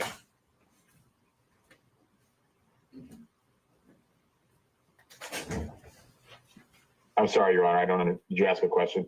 Yes, sir. So Mr. Floyd joined us yesterday, but I do not see him here today. Do you have an announcement about his presence for today's hearing? No, he will not be present, Your Honor. All right. We would waive his presence. Okay. Thank you, Mr. Cottrell. All right. We'll be in recess until I hear from the parties. Again? Man, these people go more to recess than the kids do. All right, well, that's that. As DA Willis took the stand for the first time in. That's that, folks. That's that. I tried to do it the fast way too. I put the tea kettle on so I could have the instant coffee while the actual coffee pot was going. And then in the interim, I got this yerba mate, whatever it is. I got this out the refrigerator, and ran back up here to you guys. Let's see. I just love Deborah Johnson. Willis's removal would be a stunning development in the most sprawling of the 4 criminal cases against Trump. A delay would lessen the chance of a trial would be held before November election. Absolutely. And I think that's what probably would allow them to let her hang and put her out there to dry. Because look, none of the people who helped get her into this whole big ball of confusion, and I do mean the ball of confusion from the Temptations circa, 1972, whatever. Those individuals were not, they didn't think about the fact that somebody's going to put 2 and 2 together that, hey, those 2 are humping. And if they're humping, that could be a bad problem for us. Humping is not an issue. The issue was, were you humping before you took this position? According to at least one person on the stand and one person who was supposed to have testified to the same. They believe, yeah, they were doing their thing beforehand, which we all know. I mean, listen, we all know human nature, right? We all know human nature. We all know that, this person and, she wanted him, he wanted her, and they got humping. And I think it started a lot sooner than they wanted people to think that it started. I really do. Nice and hot. I think that they, rocked the Casbah a little, a lot. Yeah, ball of confusion. Okay. So the people who got them involved in this ball of confusion, got her involved in this ball of confusion. These individuals that got her in there did not know that there was this type of undercurrent, that there was this underbelly going on. They didn't. They thought that it was going to be put him out there, get him, do what you need to do and keep it pushing. But you know what I think? I think that if this is found that she's sort of shaky, I think somebody's going to start to dig. Some attorney who's got a client with some money on appeal is going to start to dig to find out what they can get their famous clients out or their money having clients out on because of some technicality with her, because it is apparent that this is something that she does, having these, discrepancies. I have, like I just got through saying earlier, I have just wanted for her to to do what's good. But I think this is not going to be good for her. Listen, even if this thing does not go the way that some people believe it might, and that is that, they may remove her. Even if she doesn't get removed, don't you know that this is going to open up a big can of worms, and it will cause her a lifetime of harm. It will actually cause her a lot of trying to put out little baby fires. Now, I think that Wade is just not as, he's just not there anyway. He thinks he's smart. He just reminded me of a lying husband yesterday. I mean, every single thing, you found him in a lie, then he doubled back to try to cover up the lie, and all he did was dug himself into some really big financial holes yesterday, believe it or not, IRS holes, because again, these people are not who they think they are because of the people who talk to them. See, you can get some really high up people to talk to you, to schmooze you, and to make you think that they're going to be there for you and that they need you to do this and you got it going on. And because you made that connection, okay, with Bob the Builder, the president of X, you think that because you made the connection or touched him, that you and him are equal and you're the same. And if anything happens to you, he's going to take care of you the same way that he took care of the last person that you know about. That's not what's happening here. I keep saying that. And this dude here, he's dumb as a bag of hair. He is not. I think it's the arrogance that prevented them from having anybody else to school them or to work with them. The way that you would, as an attorney, you would sit down with your client. You would say, okay, this is what's going on. This is what's going on. If they say this, let's just do a mock. Let's do a mock trial. I'm going to talk to you and I'm going to pretend like, I'm the opposing attorney. And I'm going to coach you. I'm going to show you what to do. They didn't have that done because of arrogance. Because they thought they had it. They thought that all they had to do was say, it was cash. Cash? Yeah, cash.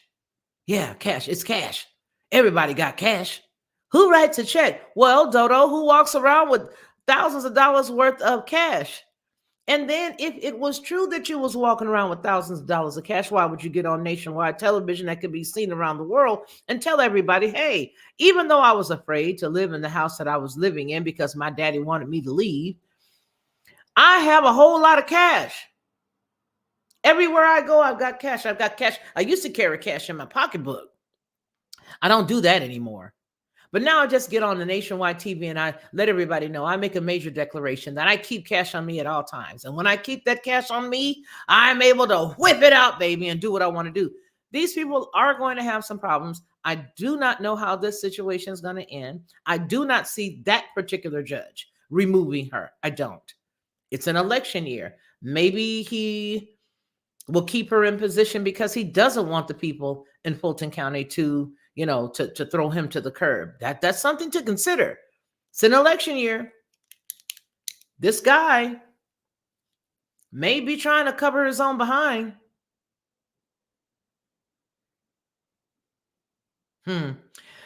You're absolutely right, Deborah, but I do believe that there's also some stuff in there that would preclude him from, I think, their relation. He wasn't his attorney straight through 2015 all the way through. He was not. And I know they're saying that there's a possibility that he was, but I can't see that. And so I don't see any client privilege or any of that. I think that, I don't know. I think that assertion is what makes it a problem. I think the assertion itself is what makes it a problem. So in my impression, I honestly believe that there are going to be people that are coming out of the woodworks to have their cases overturned, or if they are already in appeals and they're in appeals with Fulton County, they are going to use the fact that they see some indiscretions or that they see some looseness or some not following the rules, if you were, to help to get their people. I think there's going to be a big problem. Solemn Peace, are you joking with me? Are you joking with me right now? Wow. Wow, wow, wow. Huh. Wow. Wow, wow, wow. Huh. Let's see here. Let's see here. Now, what's going on here?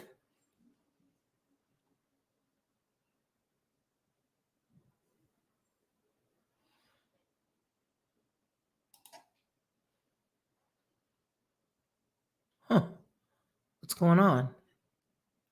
Is this the same one we just watched? No. They're back already? What is this? This must be something else because I don't hear anything. Leah's still not with us in person. However, there's a proposal to potentially move on to other witnesses. Why don't we start with the state? Ms. Cross.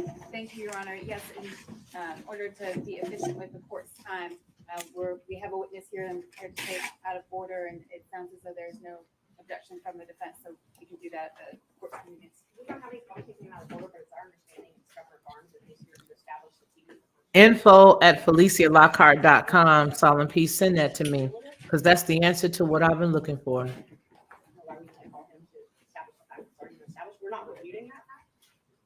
Feature on that fact. Ms. Cross, I think did she say it was her first choice? Did she not say who was her first choice? I think I don't believe that the governor's name was mentioned.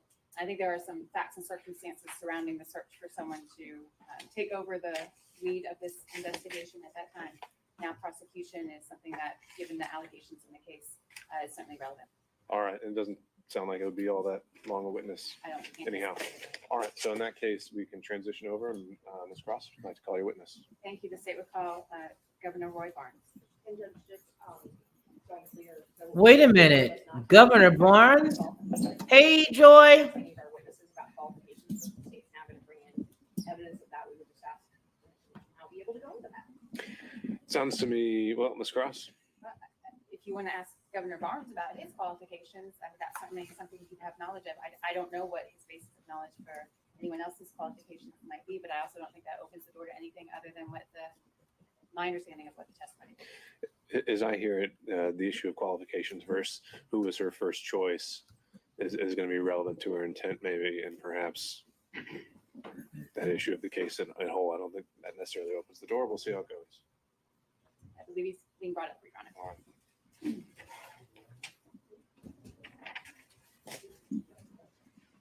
You mean the former governor of Georgia, Roy Barnes? Of Georgia, Governor Barnes of Georgia?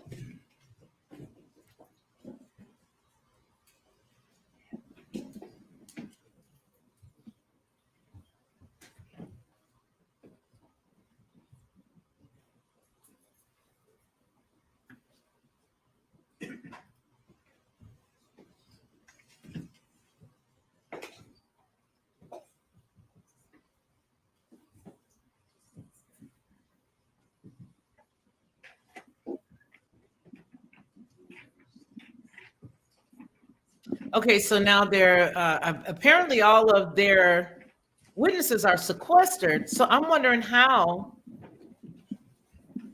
Oh, wow. I'm wondering how Homegirl was able to stumble in there the way that she did if they're going back to get them.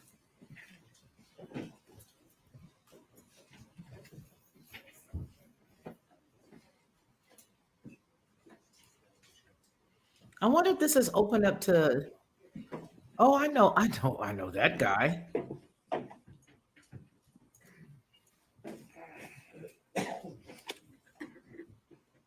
Yeah, the governor of Georgia. That's what I thought.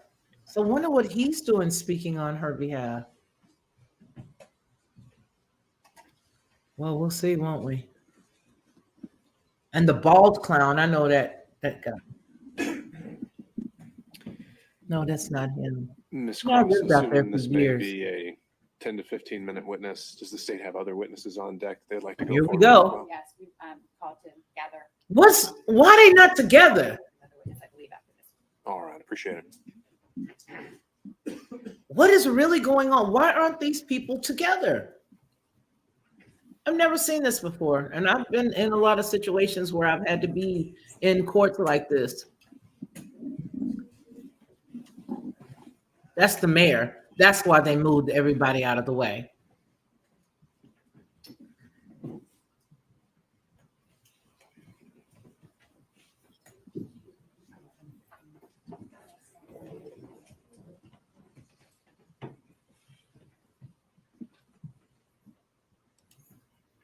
That's the former mayor, Shirley Franklin.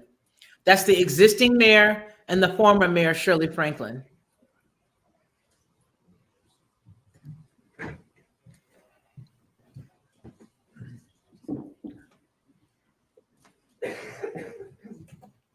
Did she ever get married?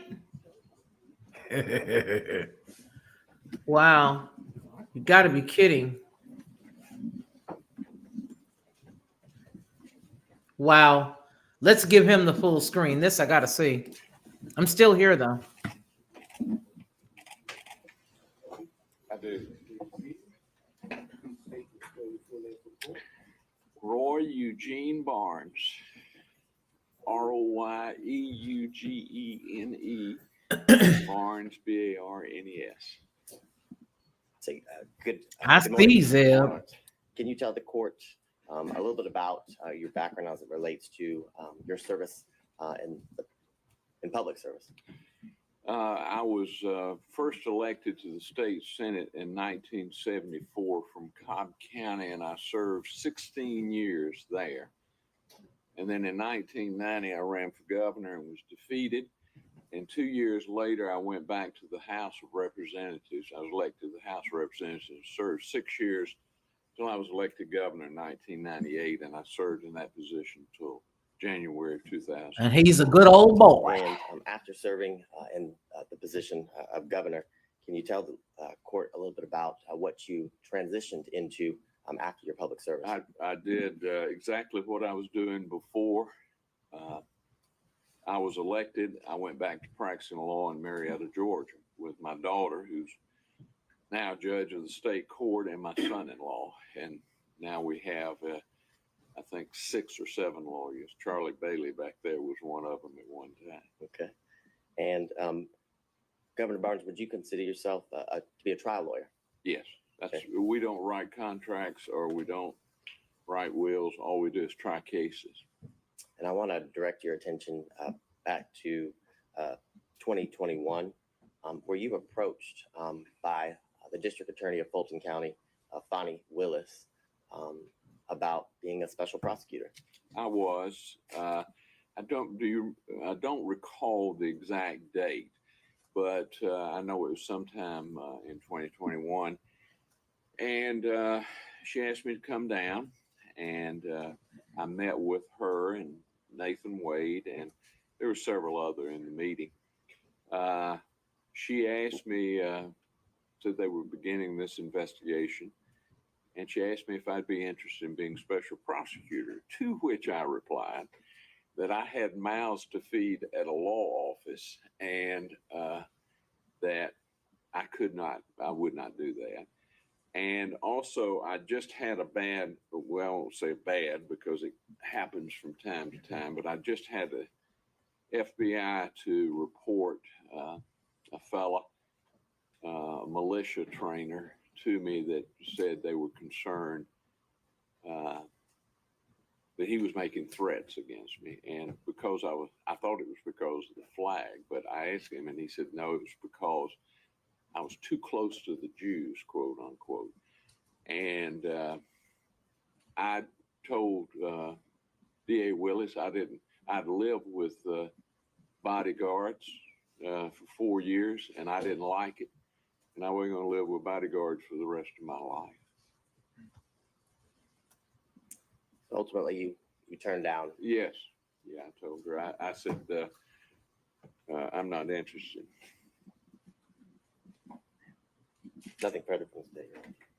Which is the reason why Nathan Wade and Fani should be happy this is happening. Just fine. How are you? Good to see you. Good to see you. You said it was sometime in 2021. Do you remember? I think it was. I don't remember the dates. They all go. I could look it up on my calendar at the office, but I don't have that. Well, I want to ask you about some statements that Ms. Willis made March 28th, 2021. She was talking about assembling a team for this case. Are you familiar with her work assembling a team for this case? Well, I assume that's what she was talking to me about. But besides that, I don't know. And I know you had said you had a meeting with some folks and Mr. Wade was at that meeting. Correct. Okay. So he was with the district attorney interviewing you about taking this case. Well, of course, I know Nathan very well, as you do. Yes. And I exchanged pleasantries with him, but the conversation was with Ms. Willis. Okay, with Ms. Willis. Were you aware at the time that her team consisted of Brian Watkins, Megan Vargas, Sonia Allen, Shannon Trotty, Sao Chan, and John Floyd? She had reported that was her team on this case. I know John Floyd was involved, and she probably told me the others, but listen, I barely remember what case I tried last year, much less every word that was said in the conversation. I understand, fair enough.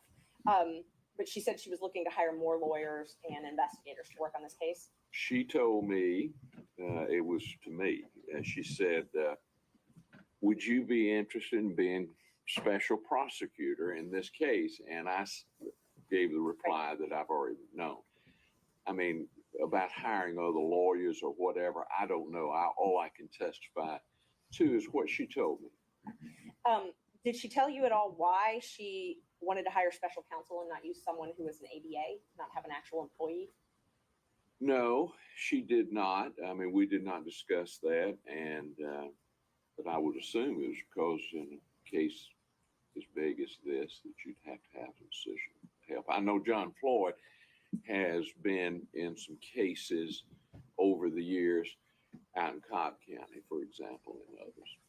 Would you agree that an employee of her office, someone who was paid a state salary or a county salary as an ADA, could handle a case like this? I couldn't tell you that unless I knew the person, knew their experience, and really had been with them in a courtroom. All right. Has an opinion on that. Thank you. Yes, ma'am. Say no. Hello, Mr. Sadow. It's been a while. It has been a while. I hope you're well. I'm doing fine, just getting older. But that Oh means boy, network! I'm telling That's you. true, but that applies to all of us, I believe. I think you indicated that if you had your calendar, you'd be able to pinpoint a date for I us. would. Is there a way for you, for example, at a break before you actually leave to contact your folks to see if you can get a date?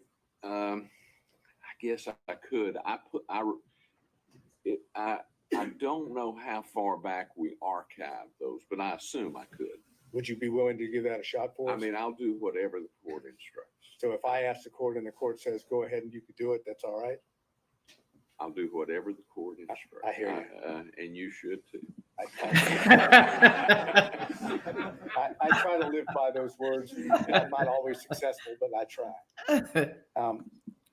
If I pinpoint a date, for example, I think the record is clear that Mr. Wade was hired for the position on November 1 of 2021. Does that help you at all? No, it does not. Okay. Then let's go to the meeting. It sounds like it was just one meeting. Yes. And could you tell us where that meeting took place, if you It was remember? in the conference room adjacent to the district attorney's office. So was it in this or the adjoining building? It was in the Lewis Slate building. And District Attorney Willis was there, obviously, right? Yes. And Mr. Wade was there? The best I recall. Well, he and I could said be Wade in the mistaken very about beginning. that. It's like anything that far away, but that's my recollection. Do you have a recollection of anyone else being present? Yeah, there were some other folks, but I don't remember.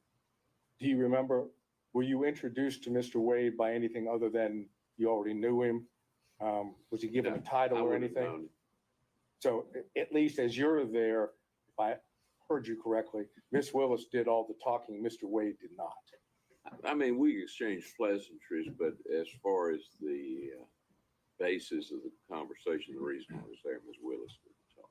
And would you be able to give us an estimate of how long this meeting lasted? Just rough. Probably an hour. And during the meeting, you made it clear, but it was the thanks for the offer, but no thank you. Oh, yes, I did. As I said, I started off as a prosecutor, and for about 10 or 15 years, I did nothing but criminal. And then, but I've tried to move away from it and do primarily civil now. Mr. Gillen and I have done some white collar cases over in federal court. I've got one over there right but it's generally business related, you know, where I have a client that's got a kid or him getting indicted. And the case I have over there now is an alleged fraud case. Fair to say that based on your career and the work that you've done, you've handled high-profile cases, correct? I have. I've handled some pretty good cases.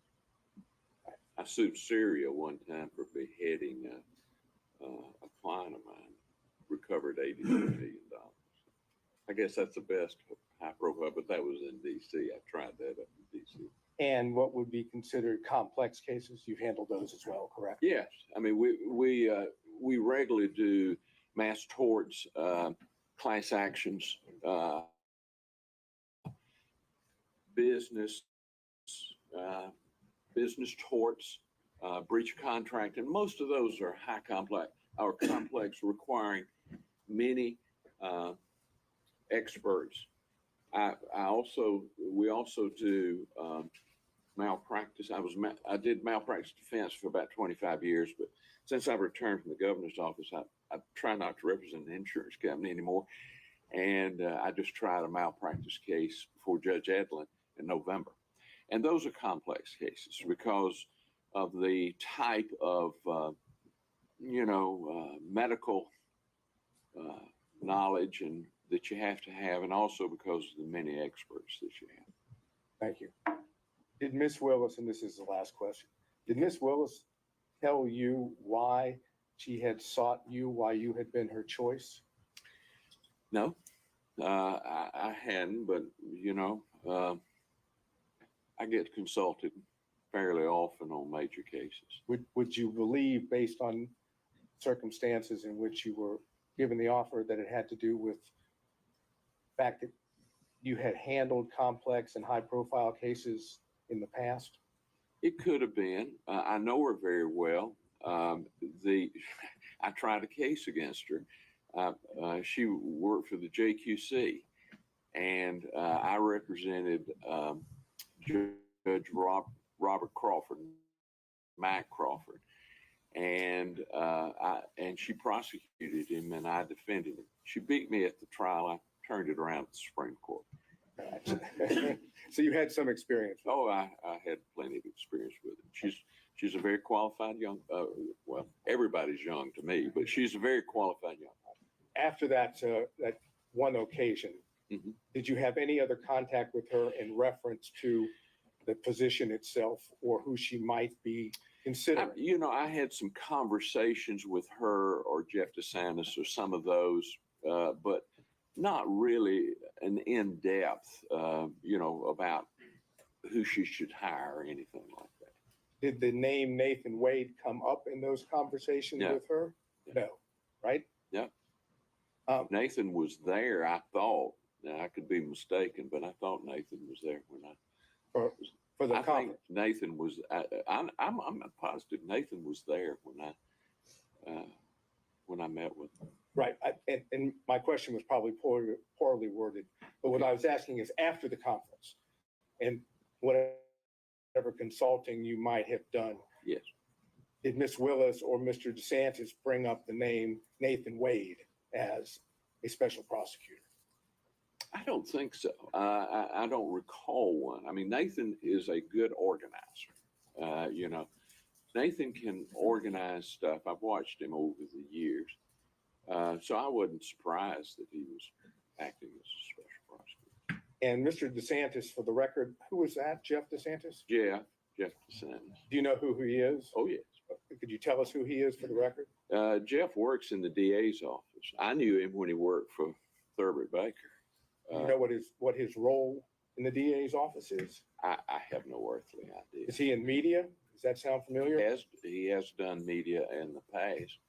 Jeff has generally been, I like Jeff, and I'm very close to him, but he's generally been on the other side of my campaigns. All right, so we're talking the best of your recollection, conference, we don't have the date, I'm asking if you could possibly get it, but the conference you have, Mr. Wade could have been there. Yes, I'm almost sure he was there. And Ms. Willis, obviously, and Mr. DeSantis was there. I think Mr. DeSantis was too. And as far as whether there was anyone else there, you don't have a present recollection? No. Okay, thank you. Next time I'll take a picture, so I'll have an exact. Next time, hopefully, you won't have to be here. Well, hopefully not. Thank you, sir. All right, Mr. Stockton. No questions, Judge. Thank you. Mr. Durham. No questions, Your Honor. Mr. McDougall. No questions for the governor, Ron? Mr. Rice. No questions. Mr. Gillen. I've been waiting for this for years. I couldn't give up the chance getting up here, Governor. Good to see you again. Good to see you, Craig. We've done some work in the past together, haven't we? I consider you to be one of my best friends and a crackerjack lawyer. Well, I will say to you on the record that I can understand why they came to see you because you're the finest lawyer that I've ever worked with. Thank you. I need to put you in the next day. Yeah, there you go. We'll get that. But I got one or two more questions. Okay. You and I working together when it's appropriate. We've had no qualms about filing motions to disqualify the DA, have we? No. Matter of fact, you and I successfully disqualified the DA out in Cobb County in the Brown case, didn't we? We did.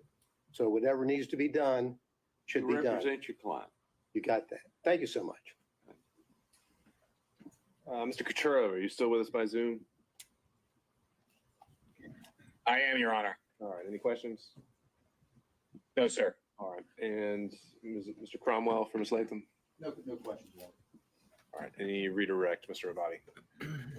Can this witness be excused? And you see, this is my point when I say that when you take a side of something, The question is, you want the exact date that the meeting occurred? these individuals And leave and I'm go wondering have if we can- drinks together. If Okay, it's- they if it's go real out and they material, light the their exact date cigars rather and than they just drink its their proximity to them doing bourbon their first hiring. together. Is that fair? If he knows whether it was far earlier in the year versus maybe closer, would that obviate the need for the exact date? If you can't get the exact date, we'll take the best we can. Okay, let's start there. All right. Let me think, well, See, he just we may take care released of him it from once giving a we hold the specific place date. here. I'm not sure. You see what the judge just did? Well, let me try this first. Because to me, if you've got a date on your calendar and your Do a secretary deep put it dive there, it in doesn't the count. email there. Do you recall what time of year it was when this meeting occurred? I'm afraid not. Okay. I mean, you know how this is. The day, See, you see what this cases is? and the days moved together. I had a fellow a few years ago that said I represented Oh, him in boy. 1978, and I told him I'd take his word for it. Now, you wouldn't, I gotta ask, though, you wouldn't do that if it was a question of him saying he just paid you. No, I would not. I will tell you, I believe lawyers should be well paid, Mr. Saban. All right. So, sir, is that something? I'll have to look. It didn't come up right. Okay. All right. We'll ask this witness to step down, subject to recall. And that might be something the state can present with stipulation as well. And so Thank you, sir. it goes to all of our point that it's all one. If you look at what you're seeing before Do we have an right update now on Mr. Bradley? as being the pinnacle of our point, these are the individuals who are in control, basically. Okay. If that's still the case, then Ms. Cross, did you have another? And if you witness look at them as if they are quote unquote government, it's exactly the same party. See, they all went to the same schools. They all know each other. Okay. And is he heading this way? All right. And this is exactly what they're trying to do, to show that he was not her first choice. However, that goes without saying. Just because it shows that he was not her first choice is of no consequence. It is of no consequence. Who cares? That really doesn't matter. The fact is, he is the choice that you chose when you chose him, at the specific time that you chose him. And even if she did not choose him and she was still sleeping with him, please let's not forget, as they have muddied the waters, that he had a contract prior to this contract. So either way it goes, no matter what time they allegedly had this relationship, it does not matter, because she was already in violation by having a sexual encounter with somebody that was being paid by the county and the state. Do you understand what I'm saying? So it doesn't really matter, but they've thrown enough garbage on the walls to confuse the masses. And I'd like to stay to the finite point. And the finite point is that even if you had chosen another person, this man prior to this was under another contract. And under your own regulations, you were not supposed to be engaged in a sexual relationship with someone who was receiving funds. Now, here is the caveat to that. Okay, maybe you could have slept with him, but when you received gifts, trips, birthday items, once you started doing that, it becomes a problem. It becomes a problem because now you're sending in your spreadsheets that say, this is what this person is doing. This is what this person is doing. No, I don't have a relationship with this person. No, this person is not getting anything from me. So do you see, the whole entire thing is muddy. And if we for 1 second take our eyes off of what is important, and that is the rule of law, we will be swept in to this big gigantic ocean that they're trying to sweep everybody else in. And that's my point. My point is that no matter how you slice it, the impropriety was done, and it was it's just unconscionable to me that anybody in her position would not think about the ramifications of their actions. Because here's the deal. If I take all this time and I put a case together, I don't want anything to mar it. I don't want anything to be, I don't want us to be able to have the very appearance of evil should be avoided, is my point. The very appearance of evil should be avoided. And that's where I believe she's wrong. That's where I believe she was negligent. I believe that she was very careless. Ms. Merchant. Huh? Yeah. I was outside looking for them. Yeah, absolutely. Absolutely. So, yes, she he has knew. asked Absolutely, whether, she knew. defendants, So would accept we're not the going to get caught up in the testimony by Zoom. woods, you guys. We're not going to get swept under the water. We're not going to be swept. There will be no Katrinas here. Let's see what they're talking about. The state would have an objection to this witness not appearing in person. Understood. All right, Mr. Ward, I think we're going to need continual updates from you, and also some kind of expectation of what this afternoon is. So this guy is going to drag this out. He's afraid because he knows something. Indicated it would last at least 2 days. So right now, I think he's in violation of subpoena. Yes, he is. Go have the marshals, go have the sheriff pick him up and throw him in jail.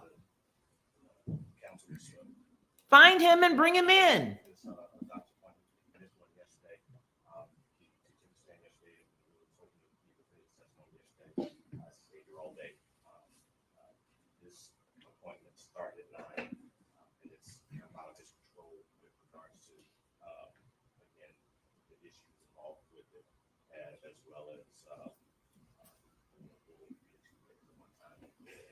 I'm just trying to get more. I mean, we initially been told maybe it was going to be 9:30 and 10. Do we have any better idea to get a realistic expectation of when we think we can have him here?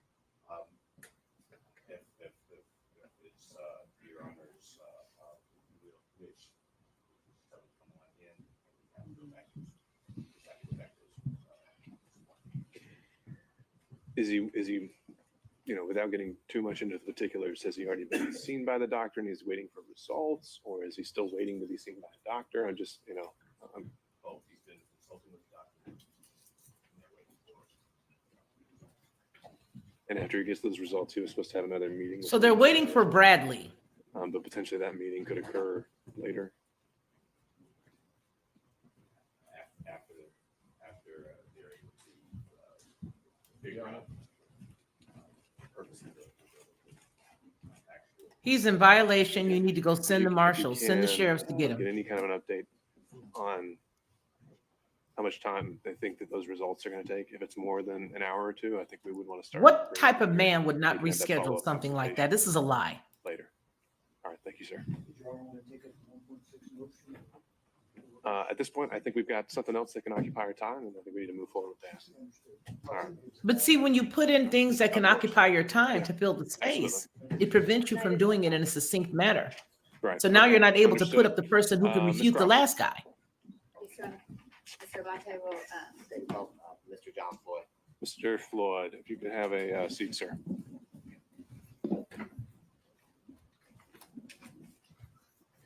Can I approach the witness quickly? Old Boulay. They dragging out old Boulay and young Boulay. Absolutely, Robin. I do. Please state the spelling full name for the court. My name is John Clifford Floyd III. Say, good morning, sir. Good morning. Can you tell the court, are you currently retired? Yes, I am. And prior to being retired, can you tell the court a little bit about, did you work in the legal career? Were you a I lawyer? was an attorney. I practiced law. I've probably tried 1,000 cases. About 50% of my practice was criminal law. 25% of it was family law. And the rest was whatever walked through the front door could pay for it. Okay. And Could we wait 1 second? Governor's come back. He might I do. My calendar shows it was October 26th, 2021. All right. And would defense counsel accept it as a stipulation, or is there any follow-up questioning needed on that? Mr. Barnes is still considered under oath on this point. All right. I'm just going to look for a show of hands or for someone to speak now on Zoom, and hearing none. Thank you, sir. You're excused. So it was October 21st or 26th, 2021. I believe October sir, 26th. Can you tell the court, are you from Atlanta? No, I grew up in South Central Los Angeles. I spent most of my legal career, I would say, in Washington, D.C. was kind of a circle, but I've tried cases. Ain't nothing he could say all that's over the I'm going to country, believe. And I tried the longest, I was the first lawyer to try an international criminal court. I was with the International Criminal Tribunal for Rwanda. I was in trial there for 4.5 years in Arusha, Tanzania, and Hague in the Netherlands. Okay. When you weren't there, sounds like your kind of center of gravity was Washington, D.C. So they're asking who he is so that they can give validity to who he is. Virginia, Maryland, Florida, California. All over. Yes. And do you, sir, can you tell the court, do you have any children? I have one daughter, Fani Willis. Okay. And I want to direct your Former attention, Black Panther, this man. back to 2019, okay? Yes. Back in 2019, can you tell the court, did you move here to Atlanta? I was living in Johannesburg, Yes or no? South Africa. And unfortunately, for some reasons, I could not get an extended visa. When I retired from the practice of law in 2018, I moved to South Africa. And I had to leave South Africa, and I did then come to Atlanta. Okay, and do you, sir, remember about the time period in 2019 when you moved in with your daughter here in Atlanta? It would have been the spring or summer of 2019. And after you moved here, did you get a driver's license to kind of confirm your residency in Atlanta? Well, my driver's license for the District of Columbia was going to expire on my birthday, which is in October. And yes, I did get a license here in the state of Georgia. Your Honor, may I approach the witness? Okay. This is the father of Fani Willis. He is a former Black Panther as well as a very established attorney. Yeah, would you, if you don't mind, my eyes are very bad, which is one of the reasons I retired. And so I need a magnifying glass. So I'll be constantly, thank you.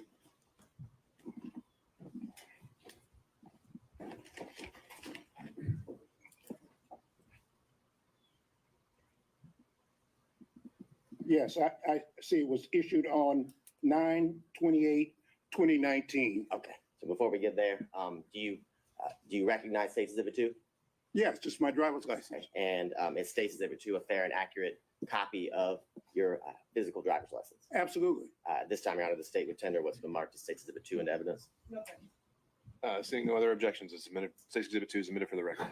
Now, and for the record, Your Honor, the state is going to supplement State's Exhibit 2 with a redacted copy of the license. The current copy is not redacted with the address and things of that nature. Do we need to mark that differently in any way? Even if you redact it, he just held it up to the light, and anyone could see about when your driver's by license freeze was framing issued. what the Can you tell the information court, is. when was that driver's license here your Georgia driver's license issued? It was on 9/28/2019. Okay, so September 28th, 2019. Now, when you moved into District Attorney Willis's home, who lived there? Well, my daughter lived there. I lived there, and from time to time, my grandchildren would come. Okay, and did your grandchildren, were they at school coming and going? Exactly. I think they were in school in various jurisdictions. And during the time, how long did you live at or with Miss Willis and at her home here in Fulton County? She was forced to move after she was elected. I don't know if you want me to go through the whole thing, but that, Your Honor, if Your Honor will indulge me. After she was sworn in on January 1 of 2021. And on or about the 3rd of February, at probably 5:30 a.m. in the morning, there were people outside her house cursing and yelling and calling her the B word and the N word. And it was bizarre. Okay. Pause, sir. So they should have police reports about that. Here's the objection to you. I would say it's effect on listener. He was present while Merchant should have police reports already pulled. And he's saying he was personally present to hear these things? Yes. Okay, overruled. Okay, and fortunately, the neighbors called the police and disbanded the group, and it was just, it was just. Even if there's not a police report, there should be an incident like report to corroborate that. And after that happened, can you tell the court that Miss Willis would have to move from her home? Yes, she was forced to leave. And can you tell the court after she was forced to leave, shortly after she was sworn in, did you remain at her home in Fulton County? Yes, I stayed there really until 2022, I guess. And from what you described, did you fear for her safety? Absolutely. Not only did I do that, the South Fulton police, they brought somebody, a man with a dog, because there have been so many death threats. And they said they were going to blow up the house. They were going to kill her. They were going to kill me. They were going to kill my grandchildren. On and on and on. It just, it became, and I was concerned for her safety. And after those concerns came to your attention, and after what you heard and saw that day, you remained at the house? Yes. And can you tell the court, with what you just described, why did you remain living at the district attorney's home here in Fulton County? Mr. Bond? I believe it's relevant based on a lot of the questions that were asked yesterday of Ms. Willis as to about the security threat. None of this even matters, to be candid. What they're trying to establish is that he resided in the house and that she left. But to me, it's just a smokescreen, and regardless of what he's even saying to the court right now. This is a smokescreen to get you off of what the topic is. That was elicited from defense counsels yesterday.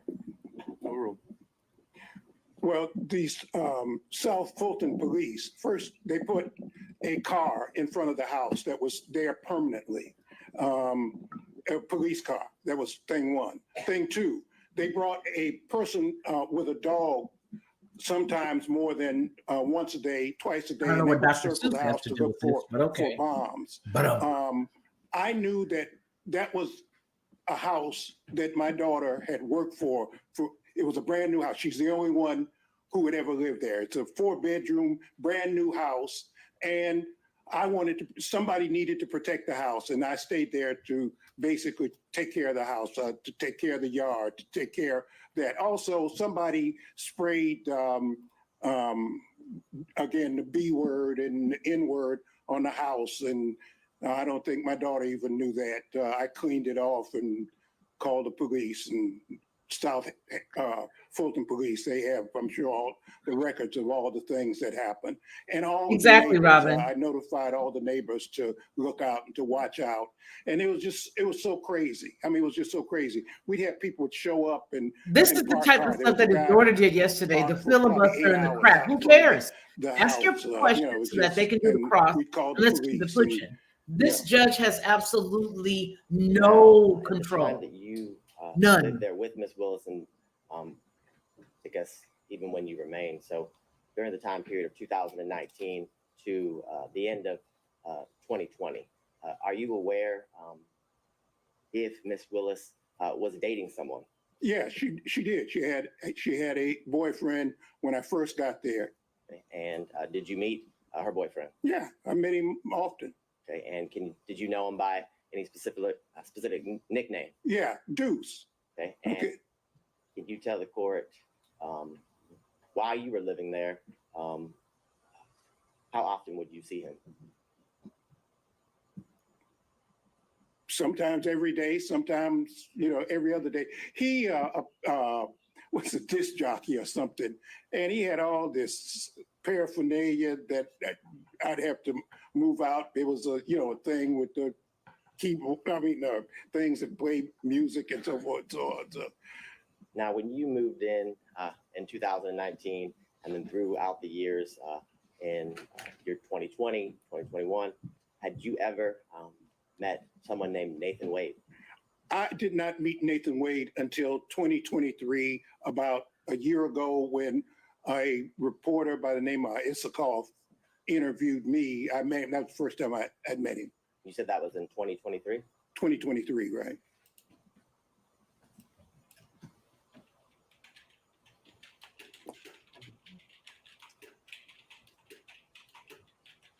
And I know you said you hadn't met him until 2023, but when you were living at Ms. Willis's house in Fulton County, did you ever meet Mr. Wade in the year 2019? Absolutely not. How about in the year 2020? Absolutely not. Did you ever see Mr. Wade at Ms. Willis's Fulton County house in the year 2021? Never. And is it your testimony that the only time or the first time that you met Mr. Wade was in 2023? Let me say something. Mr. Wade said that he remembers seeing me, and I do remember some banter. I'm a member of Kappa Alpha Psi fraternity, and there's kind of this thing that goes on between fraternities. And Mr. Wade is a member of Alpha Phi Alpha. And they, I do remember there was some kind of banter when my daughter was sworn in to be district attorney between me and a couple of guys, and he said he remembers me. I don't remember him. And prior to that experience that you're talking about, as well as, I guess, your official meeting in 2023, had you ever even heard his name? No, never. I don't think I have any further questions, Your Honor. Ms. Merchant. Fine. How are you, counsel? Okay, so he said sometimes he would see the boyfriend would be there every day. On Monday, That's we an heard you important were in point. California. Do you have a place in California?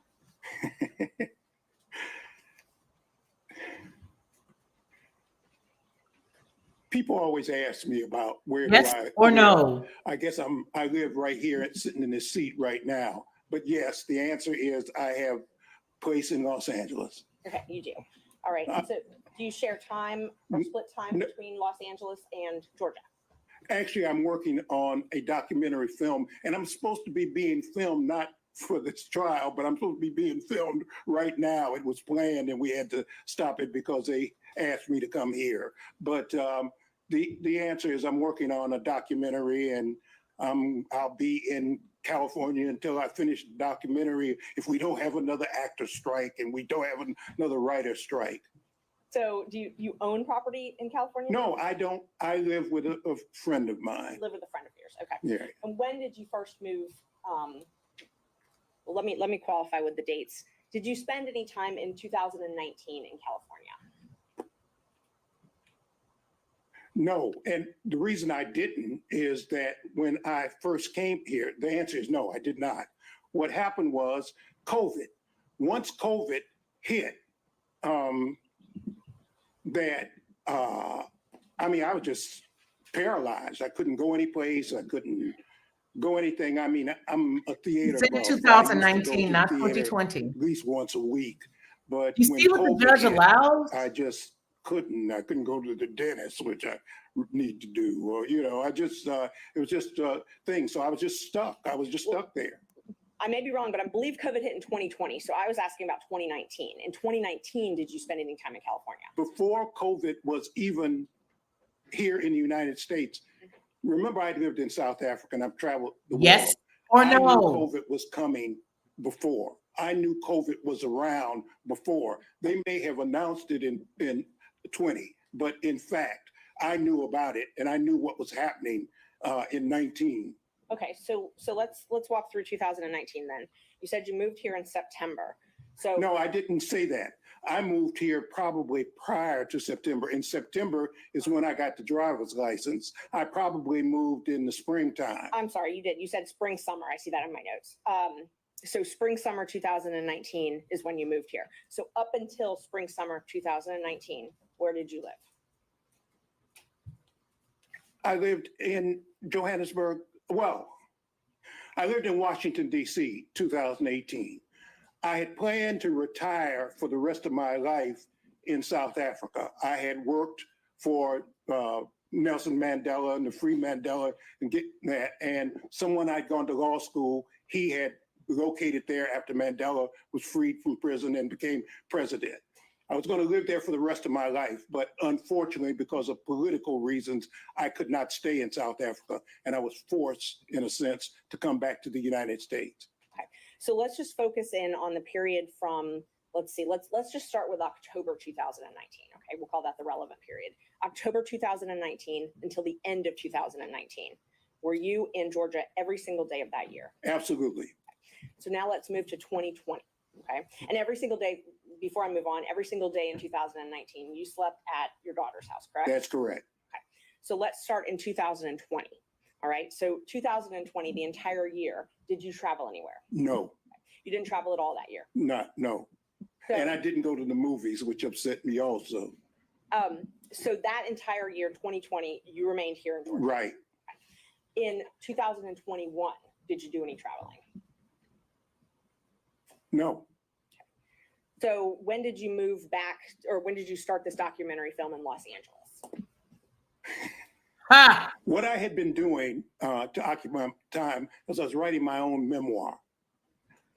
As I delved into my family background, I discovered something, and that's what got me to working on the documentary. So I want you to understand what was going on in my No, she life. just caught you in a lie. We need you to understand. I have a movie script called Bad Blood.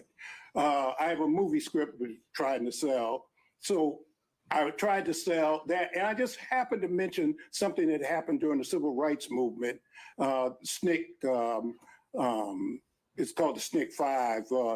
The legendary Peter Fitzsimmons was interested, and so with Peter Fitzsimmons and Leah Smith, we're now doing the documentary. So, and when I was in band camp, but what I was asking was when you moved to Los Angeles, not what you moved there for. Well, you keep saying moved. I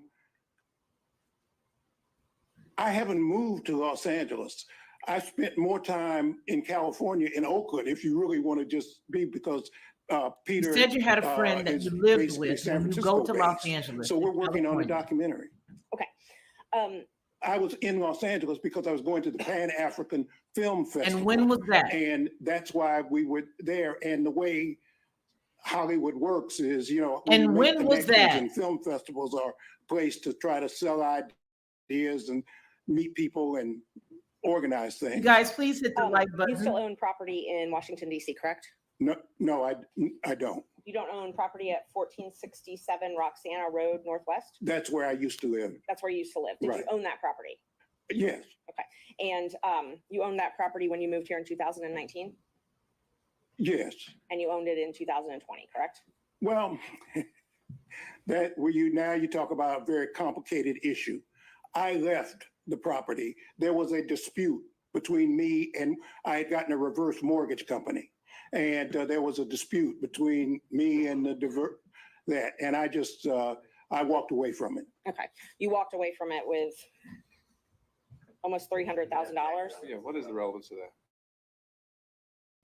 Where he lived and registered to vote. That's what they brought in. So that's Why is the money he got from the sale relevant at all? it's the only proof I have of that he owned that address. So I can move on now. Okay. When did you sell that property? I didn't. The reverse mortgage company took it. Oh, okay. So in 2019, when you got your driver's license here, Yes. the next day you registered to vote, correct? I think it may have been the same day, but maybe it was the next day. I don't remember. But you didn't own property here in Georgia that day? No, I was living with my daughter.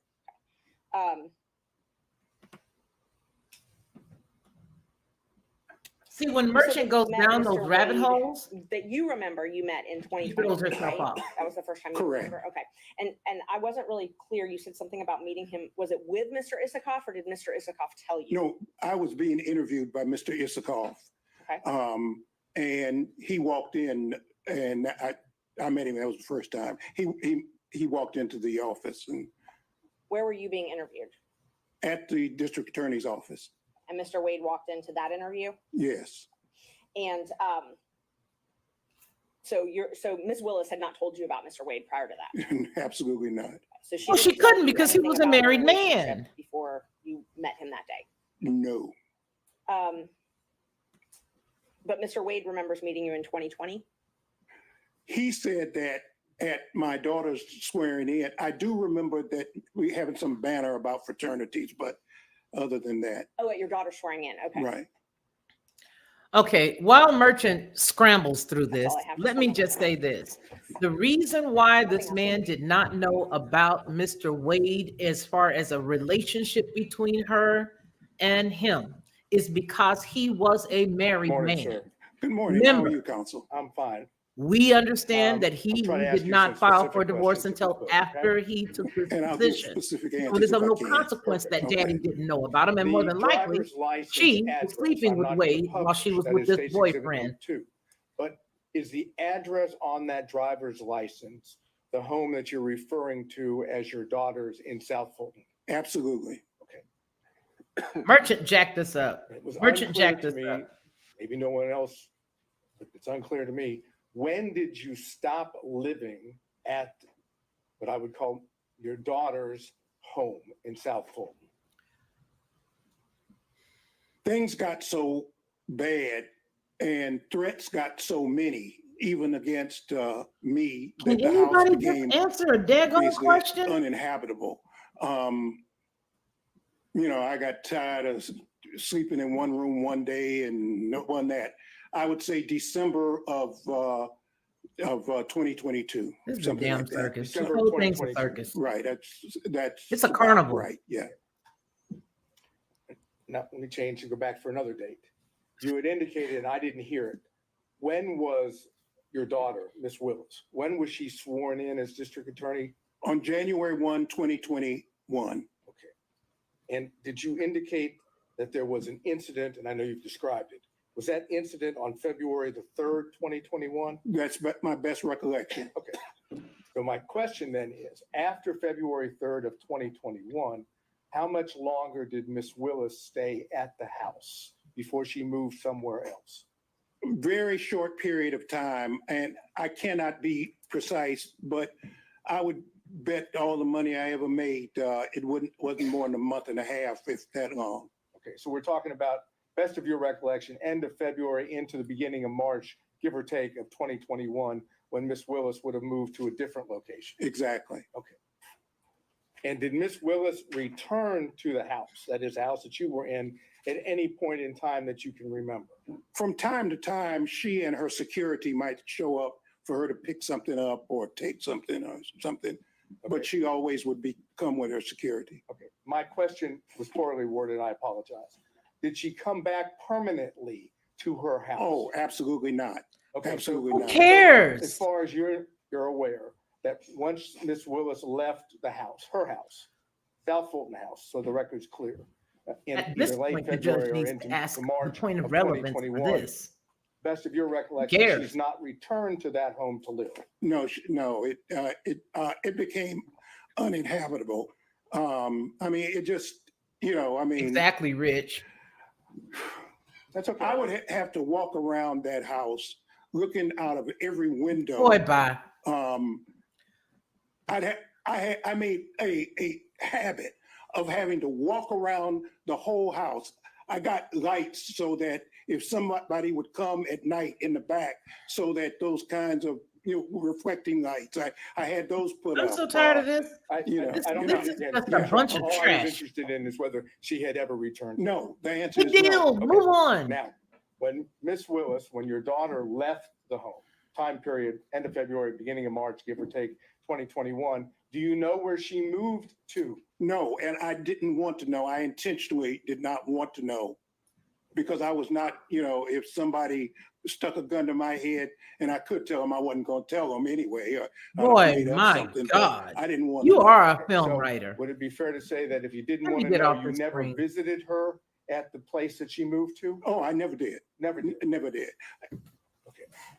Do you know how long she stayed at the first place that she went to after she left her house before she moved to a second place?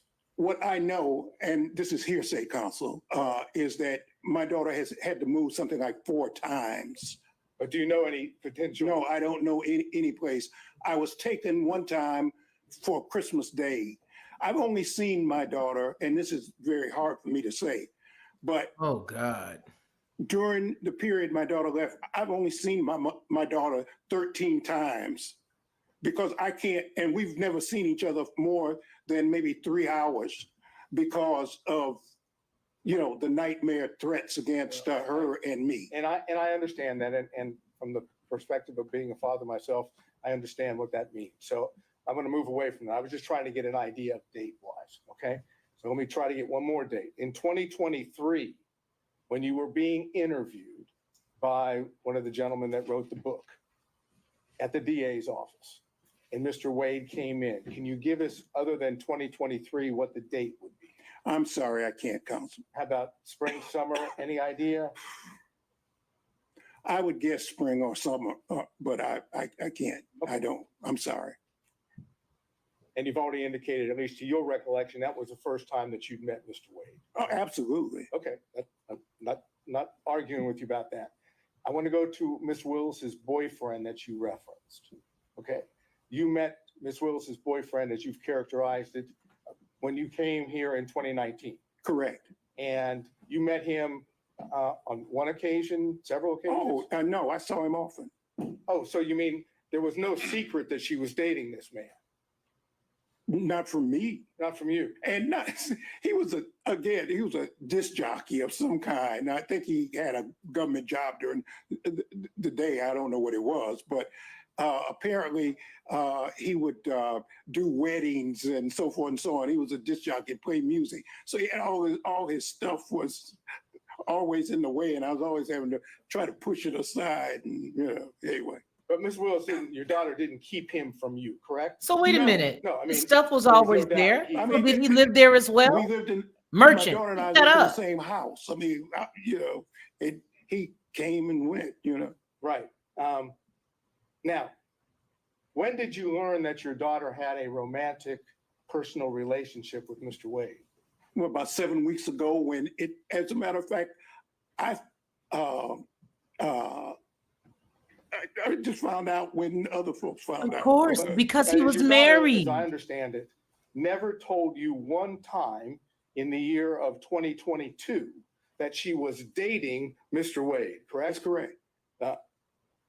And until recently, you didn't know from anyone, including your daughter, that she dated Mr. Wade, correct? That's correct. That is, whatever the relationship is between father and daughter, she kept that a secret from you, correct? Correct. That's all I need to know.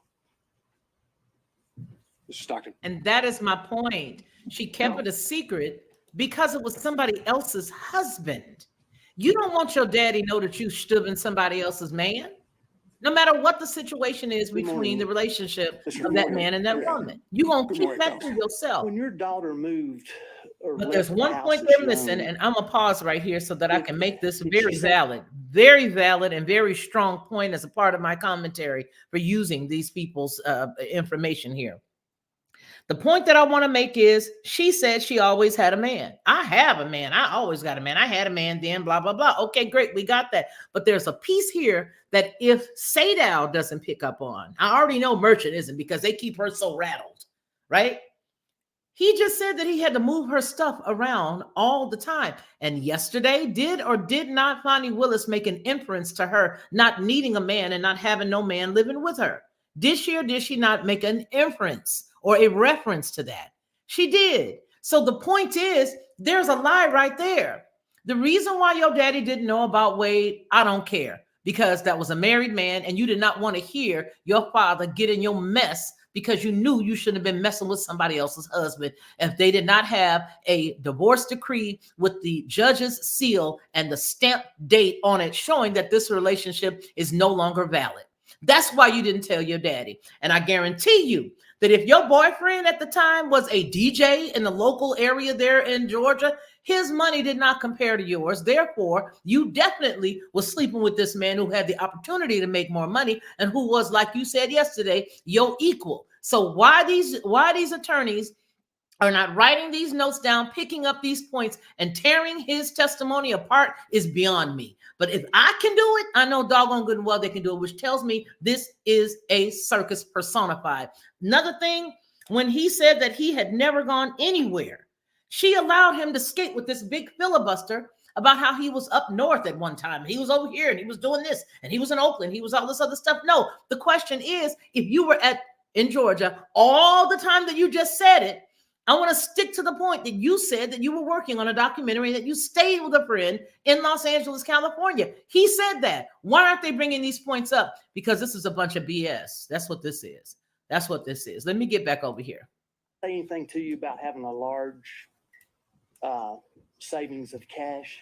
Oh, no, no. See, maybe, excuse me, and Your Honor, I'm not trying to be racist, okay? But it's a black thing, okay? A Black Panther not being racist. Okay, I was trained. And most black folks, they hide cash or they keep cash. And I trained, you always keep some cash because I've been places, and just because of the color of my skin, for example, I took a fellowship at Harvard when my daughter was just, if I might, Your Honor, when I was just, she was just, maybe 3 years old. And I remember going to a restaurant in Cambridge, Massachusetts. And I had a American Express credit card and maybe a Visa or whatever.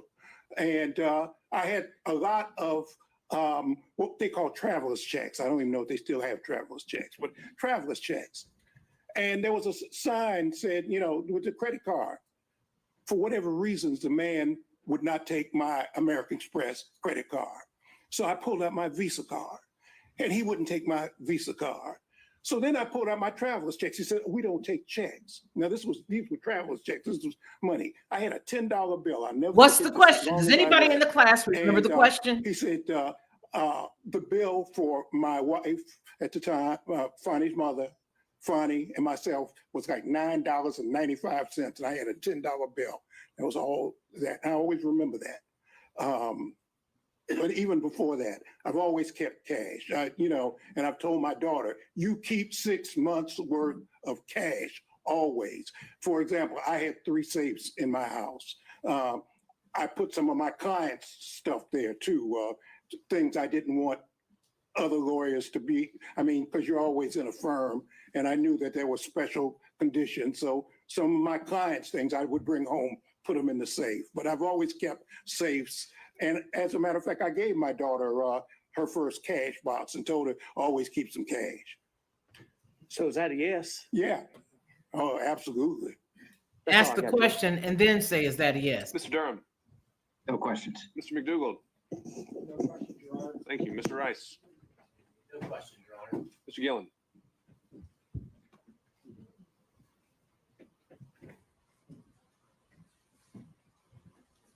You know what, Robert It's Smith? still morning. Good Absolutely. morning, sir. And if you did have thousands and you had a tax lien, wouldn't you go get that off of you? Following up. When you were talking about when you learned about Mr. Wade and your daughter, correct? Correct. Now, Did your daughter tell you in around October of 2022 that she had gone on a Caribbean cruise with Mr. Wade to the Bahamas? The answer is I knew that my daughter had gone, but I did not know who she went with or what the circumstances were. So I knew that she had gone out of town, but I didn't know with whom. I see. And did she tell you in November of 2022 that she had gone to Aruba and stayed at a Hyatt Regency resort there in Aruba for 3 days with Mr. Wade? Did she tell you that? The answer was, again, I knew she went out of town. I didn't even know where she went. I knew she was going out of town. She told me she was going out of town. I think she might have said she was going out of the country or something. She'd be going. But other than that, that was all. Okay. And did she tell you in March of 2023 that she was going to Belize for several days with Mr. Wade? The same answer, that I knew she would tell me she was going out of town. If your daughter had told you she was going with somebody else's husband, but she'd be what gone would for a have been couple your of days. response? Okay. Now in 2023. The question is, if your daughter told you she was going with Wade, a married man, what would you have said? How do you feel about your daughter seeing another man? Now, the reason why I'm saying this, even though I know that it has no bearing on the case, is because they are putting in a lot of stuff that's muddying the water that will allow this goofball judge to just push the whole thing to the side and say there's no there. But the question that should be asked is, why didn't your daughter tell you that that's who she was saying? What type of relationship do you have with her as far as that's concerned? And the reason why I'm saying to throw that in there is because they're throwing in a lot of stuff that doesn't matter. And some would say my statement does not matter. When in actuality, if you're going to throw mud, I'm going to throw mud. And I have to give my commentary. So I appreciate you guys for being patient with me. But that is a very valid point. You are her daddy. Okay. And those of you who know me know that I have a birth father and I have a stepfather. I would not want either one of them to know, if I was of that caliber of a woman, that I was dating a man who had a wife, who had health issues. And my question is if this man had cancer, why would he even take this case? If Wade had cancer, and I'm not doubting that he did, but why would you take a case that could be so stressful to you? Let's go. Let's finish listening. You were in many days you would be out in California, correct? Some days I'd be in California, correct. Okay. Well, did she tell you in May of 2023 that she was traveling to Napa Valley with Mr. Wade, so maybe y'all could see each other when she visited California with Mr. Wade? The answer is no. And so the first time that you ever met Mr. Wade or learned about Mr. Wade, to your recollection, was in 2023? That's correct. That's all I have, Your Honor. Thank you. Mr. Kachuroff on Zoom. Judge needs to recuse himself because he ain't got no strength. Good morning, sir. I know I can't see you. I can't see you either, but we can take a moment. Good morning, counsel. We take a moment. Let's just pause, see if we can change the screens to show Mr. Kachuroff. Lou makes a great point. If my daughter was leaving the country, I'm on a phone. I sure would have asked. Can you turn your screen on now? And the point that right there solidifies everything, Lou. That right there makes every phrase or statement that he's made about her safety nullified. It nullifies his very comments about her safety. Why would it be that you would be okay with her going out of the country not knowing who she was with, but you were totally okay with her leaving the house? You were worried. We got her out of the house. There we go. Now you don't want to know who she's with? Sir, you A seem woman to of her know caliber? about the issue of cash in this transaction. You said it was a black thing. How did you know that the cash was going to be an issue in this testimony? Because I was asked for it and I was prepped by the lawyers and they asked me about it. He was prepped by the lawyers. And did you speak with Mr. Wade about your testimony? No. Did you speak with your daughter about your testimony?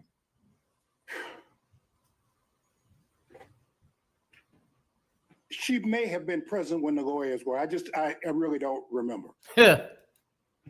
If Mr. Wade and your daughter were dating, you wouldn't have known that unless your daughter told you. What do you, maybe I'm not understanding your question, counsel. So maybe you want to restate. What is it that you're asking me?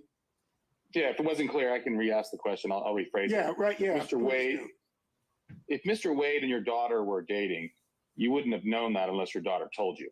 I did not know that they were dating. And when were you talking about the cash? I didn't know that. No, I don't know what you're Judge, asking me. step in. What I told my child from the time she was a child is always have some money. Always have some money. If you go on a date so that people don't try to stick you and you want to leave whoever, always keep some cash, okay? Mr. Floyd, you answered the question that the attorneys prepped you for that. So that's all I wanted to know. Anything else, Mr. Sheriff? That's it, Your Honor. All right, Mr. Cromwell. If your daughter was Mr. dating him, you would not have known unless she told you. Is that correct? Yes or no? For your daughter to confide in you about her romantic life at all? No, and I haven't confided in her about mine before when I had one, okay? And you wouldn't have known about her boyfriend, the disc jockey. Hey, Debs. An objection? I think that might have just been still off mute. Okay. Let's keep going. Now, you wouldn't have known about her boyfriend, the disc jockey, had you not been living with her, correct? That's correct. And all of his stuff being around that ain't nobody picking up on. Did he answer the question? He said that's correct. All right, by show of hands, any redirect on those points only. Ms. Merchant. I just want to know when you were prepped by the lawyers, when this prep session was. I just got off the plane on, what was it, Tuesday night? I think I was probably drooling at the mouth. I was so tired. So it must have been, I got in Wednesday. It must have been Wednesday. Okay. And did you talk about any of the testimony from yesterday or watching the news reports or anything like that? Oh, absolutely. You can't cut the TV on without seeing this. The first thing, and yes I or listen to no? conservative radio a lot, and last night for 5 hours, all they talked about was this case. So you were aware of what the testimony your daughter gave yesterday was? Yeah, unless you don't cut the radio on, unless you don't cut the television on, unless you don't read the AJC or any other, the New York Times or whatever, which I do every day, of course. So is it fair to say nobody instructed you that you were under the rule of sequestration?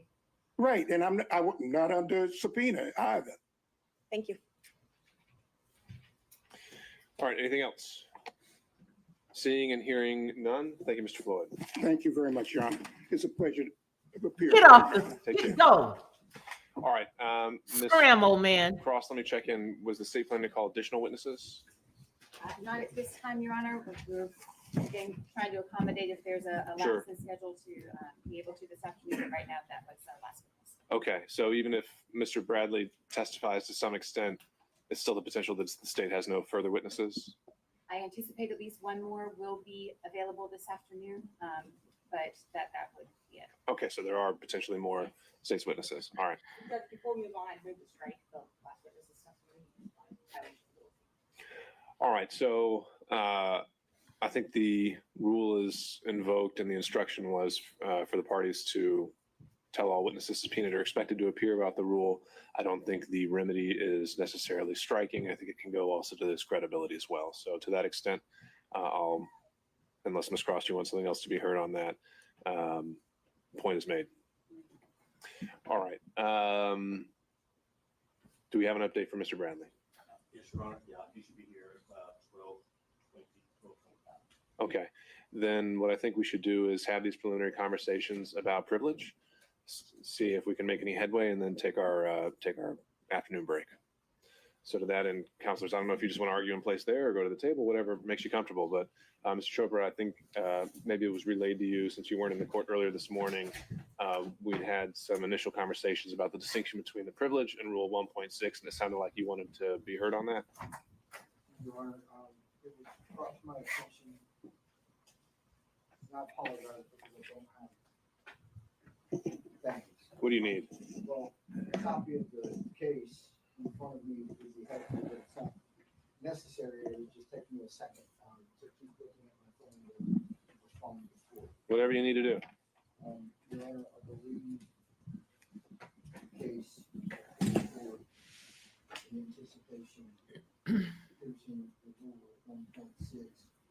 is owning Corning fiberglass versus American Centennial. Is that correct?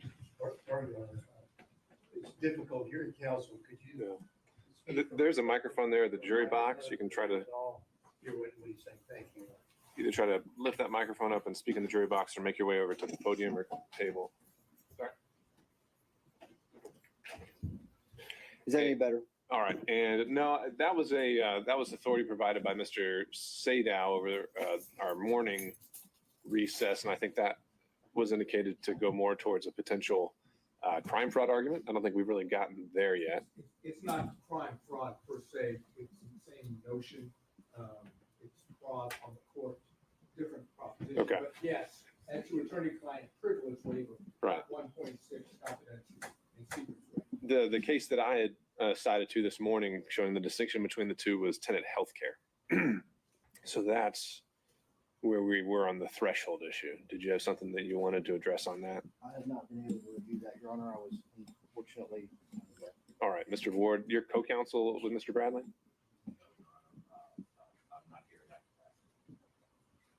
Remind me why you are here. The whole thing is a hot rump mess. I don't even want to hear anything he has to say. Okay, so you are co-counsel on this. This morning when you were asking where he was, I had to make sure everybody knew. Thank you, Robert. I try. Oh, this is, Judge was saying it's 10. Right, and the citation for that is 273 Georgia 206. Judge, They would, I'll give you time to review they wouldn't that. be able to, In the they meantime, would not like me as an what attorney other at all. things that you want me to know, and perhaps at this point we just take our break now, unless you also want to talk about the questionings that were provided by Ms. Merchant, seeing if there's anything we can achieve. So that I can be clear, it is apparent that at this point, we're going to go into whether or not 1.6 provides privilege for Mr. Wade, even though he has specifically stated that he does not waive that privilege. Therefore, it would be incumbent upon the court to issue an order to demand that Mr. Bradley, over and above the privilege afforded in 1.6, is required to testify. Is that correct? That's right. That's what we covered this morning. And so I would ask the court, is the court then going to travel under the fraud exception? We haven't quite gotten there. We haven't decided whether attorney-client privilege applies. I think there are some other things that we would have to do to, I think we got held up yesterday on 1.6. As I understood it, I was waiting to hear from you whether we are now beyond that. And then if we're in the land of attorney-client privilege and only attorney-client privilege, so Rule 505. They're referring to I think Mr. Bradley, Sadow if has I'm some not arguments on mistaken. crime fraud. And I think there's also just the general arguments of, does it exist? Were certain statements in furtherance? Does Mr. Bradley have any knowledge independent of those? Certainly, Right. and in order to keep the court abreast, yes, we are still traveling under, there should be a privilege afforded to Mr. Wade under 1.6. And we are Hold aware of Bradley how they into will, contempt. Tell his attorney try to convince you're going to the hold court him that in should be contempt. overcome. So, If he don't show up, can I'm reach going to out. hold him in contempt because he is under a All right, that's subpoena to fine. show up. Anything, I guess, as he reads that, let's do this. Assuming we do get beyond 1.6, if you can work with me here, anything we want to add to that? I'm afraid I would have to hear what the arguments were that got us past 1.6. Okay. Judge, I'm not here to insinuate to the court that we would do something else. I don't Okay. know. But there was a line of questioning that Ms. Merchant decided to write out and share with the parties. Were there any initial thoughts, comments, reactions to that? Again, just trying to make sure we make the best use of Mr. Bradley's time once he arrives. Your Honor, I just want to say that that might just reiterate that my client is not waived the attorney-client privilege. The questions that we reviewed this morning, Mr. Bradley is not able to testify about anything relating to Wade's marriage or dating history after December 2018. How do you know that if he's not there to say that himself? Nor does any of the questions does Mr. Bradley cite to any external knowledge or sources. Anything he will say would be derived entirely from privileged communications with our client. So we just want to renew our objection. Okay, so certainly the assertion of the privilege is confirmed and for the record. And I think, again, this is where we got held up yesterday, is that I know you're asserting that certain answers to these questions would be covered by privilege. I think there's still some boxes we would need to check before we can confirm that. And we'd have to check those boxes with Mr. Bradley before we can get there. Okay, If there's nothing else, then let's break until 1 o'clock. All right. Thank you all. Well, okay, so what we've just seen is the circus personified, in my impression. The judge has absolutely no control, as we've all established. It's been established yesterday and it's been solidified today that this judge has absolutely no control over what's going on in this courtroom. He has allowed for the second day witness testimony to become more of a filibuster to stretch out the time. And so not only is it stretching out the time, it mars the actual topic of what it is they're dealing with. Now, we do see that Fani Willis did not show up again today. She did not show up today.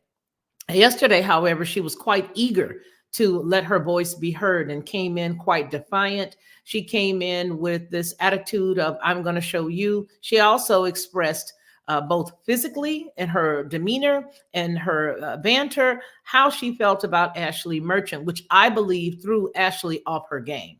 Because in the beginning, she was a pit bull of sorts. But I believe that because she did not understand exactly where Fani put the end to her anger and her frustration, she didn't know it to what end she would go. She sort of pulled back and sort of cowered down. As well did the judge. He cowered in her presence yesterday. In the very beginning, I observed the judge being a little bit more in control of his courtroom, especially back before they ever got to this point of bringing both Wade and Willis on to the witness stand. He appeared to be a little bit more in control, a little more reserved, and a little more. I thought his thought processes were really well and on point. But I believe that once Fani Willis came to the courtroom, that threw the entire balance of the courtroom off. And because she behaved the way she did, now everyone is sort of reserved in the way that they would attack, but not the other side. Just Merchant's team seems to be a little more reserved. They're not picking up on questions. They're not picking up on things that have been dropped by those see, here's the thing. They're not picking up on things that are said when they are filibustering, because if you allow them to filibuster long enough, they're going to trip themselves up. So allow them to filibuster, but pick up on key points. Pick up on those key points. And then once you pick up on them, don't let them go. Pull the thread. They're the ones who put it out there. Pull the thread. Okay? I did have a law professor who used to say that. Let them talk. And if they continue to talk, they will trip themselves up. And when they trip themselves up, it's not your fault if you pull the shoelace and keep going. It is not your fault. They're the ones that continued. So that is what should have happened both yesterday and today. I would have for me, it wouldn't have made any difference whether she, and by she, I mean Fani, came in there yesterday and had a bad attitude. She could have had a bad attitude, a bad day. She could have had cramps. I wouldn't have cared. Go ahead on, do you, boo-boo. Do you. And while you're doing you, I'm listening to everything you're saying and I'm jotting down notes the same way that I did here. The same way that I did here. Okay? I would have expected for Stephen Sadow to actually get in Merchant's behind and say, you're letting too many things fall by the wayside. Don't let her rattle you. You need to get in there and do this and that. All right? That's the one thing I have written here. And then I also have written here, one thing that I really appreciated, and I got to say this, because I've always, whenever I've been in the environment where there've been a bevy of attorneys, I had one good friend of mine, rest his soul, there in Georgia when I lived there for several years. And he was an attorney and he would take me places with him. He was an old white guy and I loved him very much. If I said his name, for those of you who are in that area, you would know who he is. But one thing I used to love is the way they had that camaraderie. You know what I mean? And I think I loved it because I marveled at how the fact that these people could tear each other up in court when they were on opposing sides, and yet they were still able to keep that balance. But what it showed me was what I said earlier on the day, that even though they have this issue where in the public's eye, they are opposed, right? That it solidifies the point that they are both two sides of the same coin. So I have some notes here. And that's the reason why we're covering this. All right.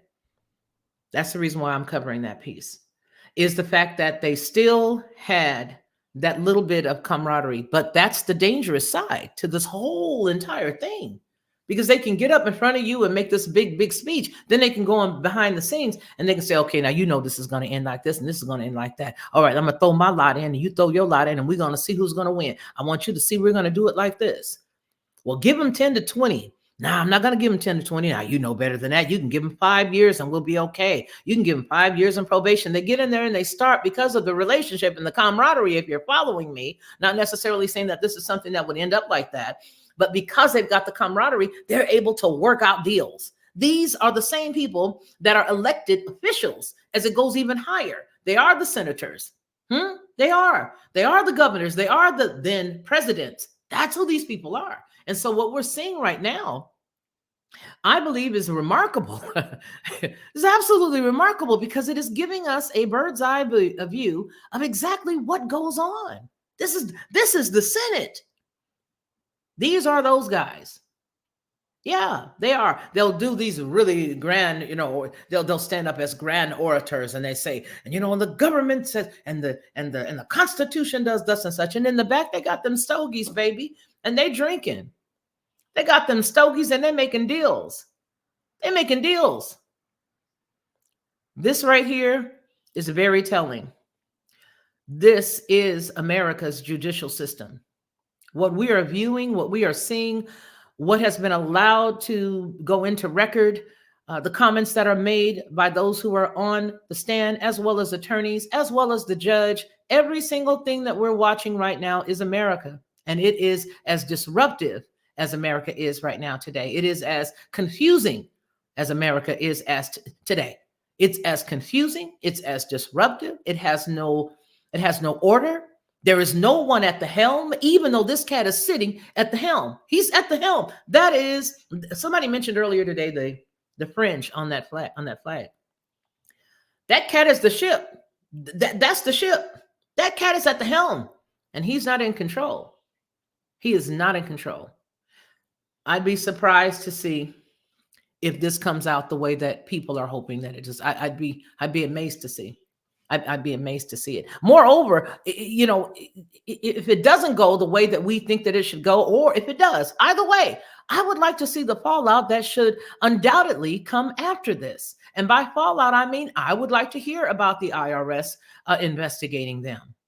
I would like to hear, about the Secretary of State stepping in, because they do have a LLP there under the, under the Secretary of State of Georgia.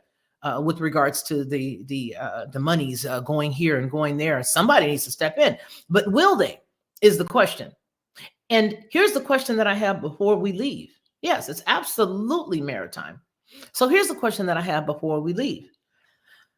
Do you see this going anywhere positive for former President Trump and the individuals that they have lined up to go down for this phone call?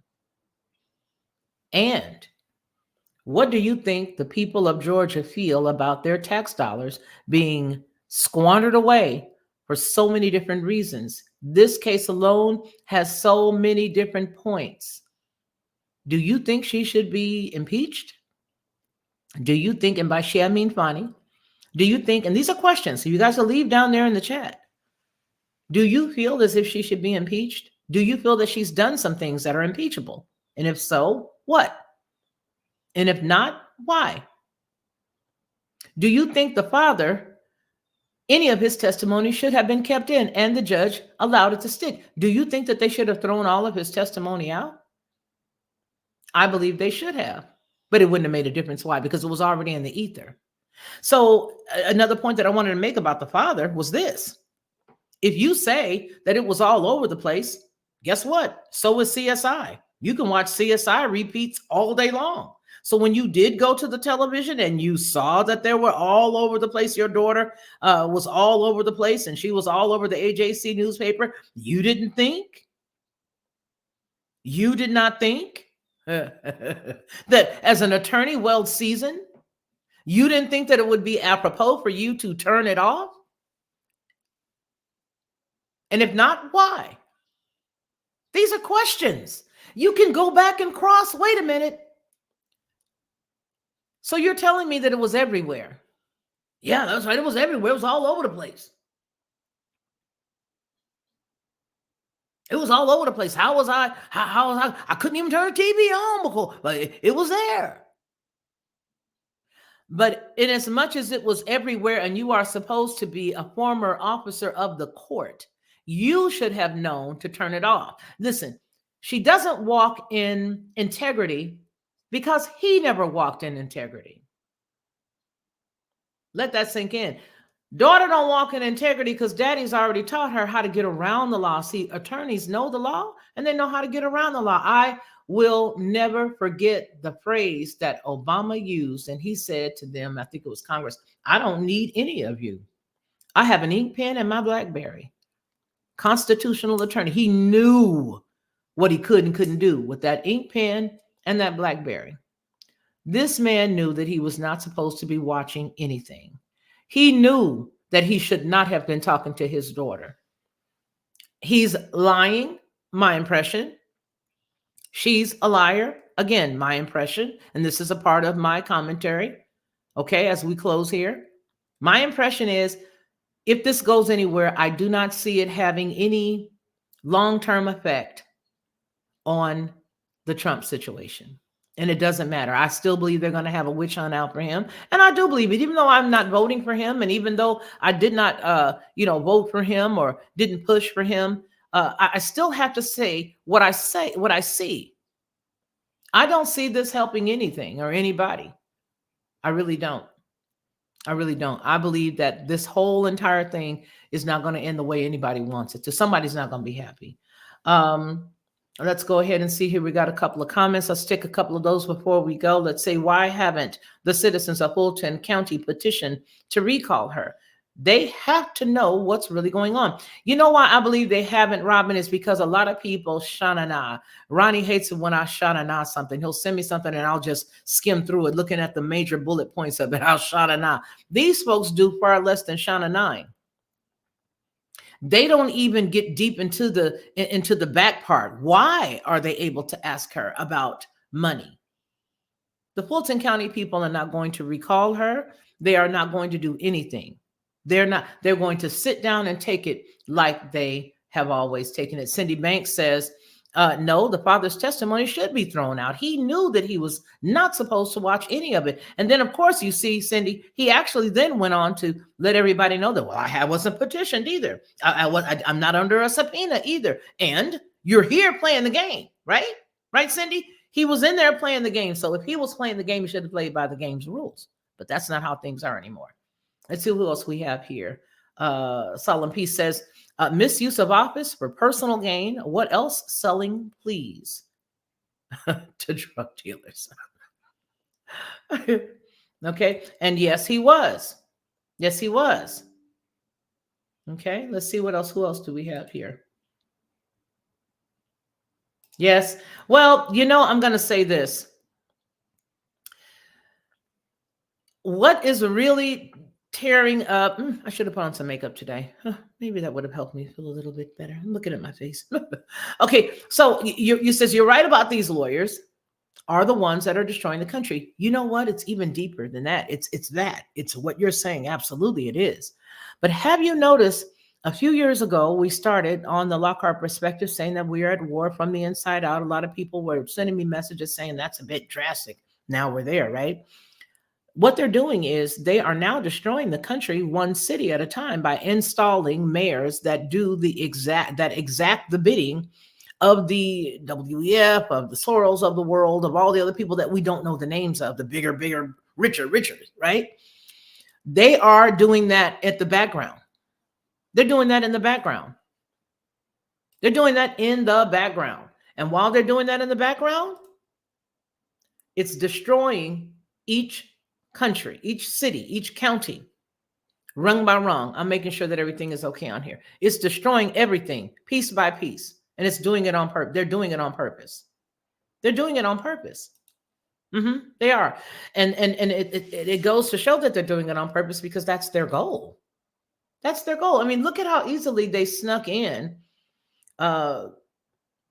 liberal and communistic type of mindsets in America.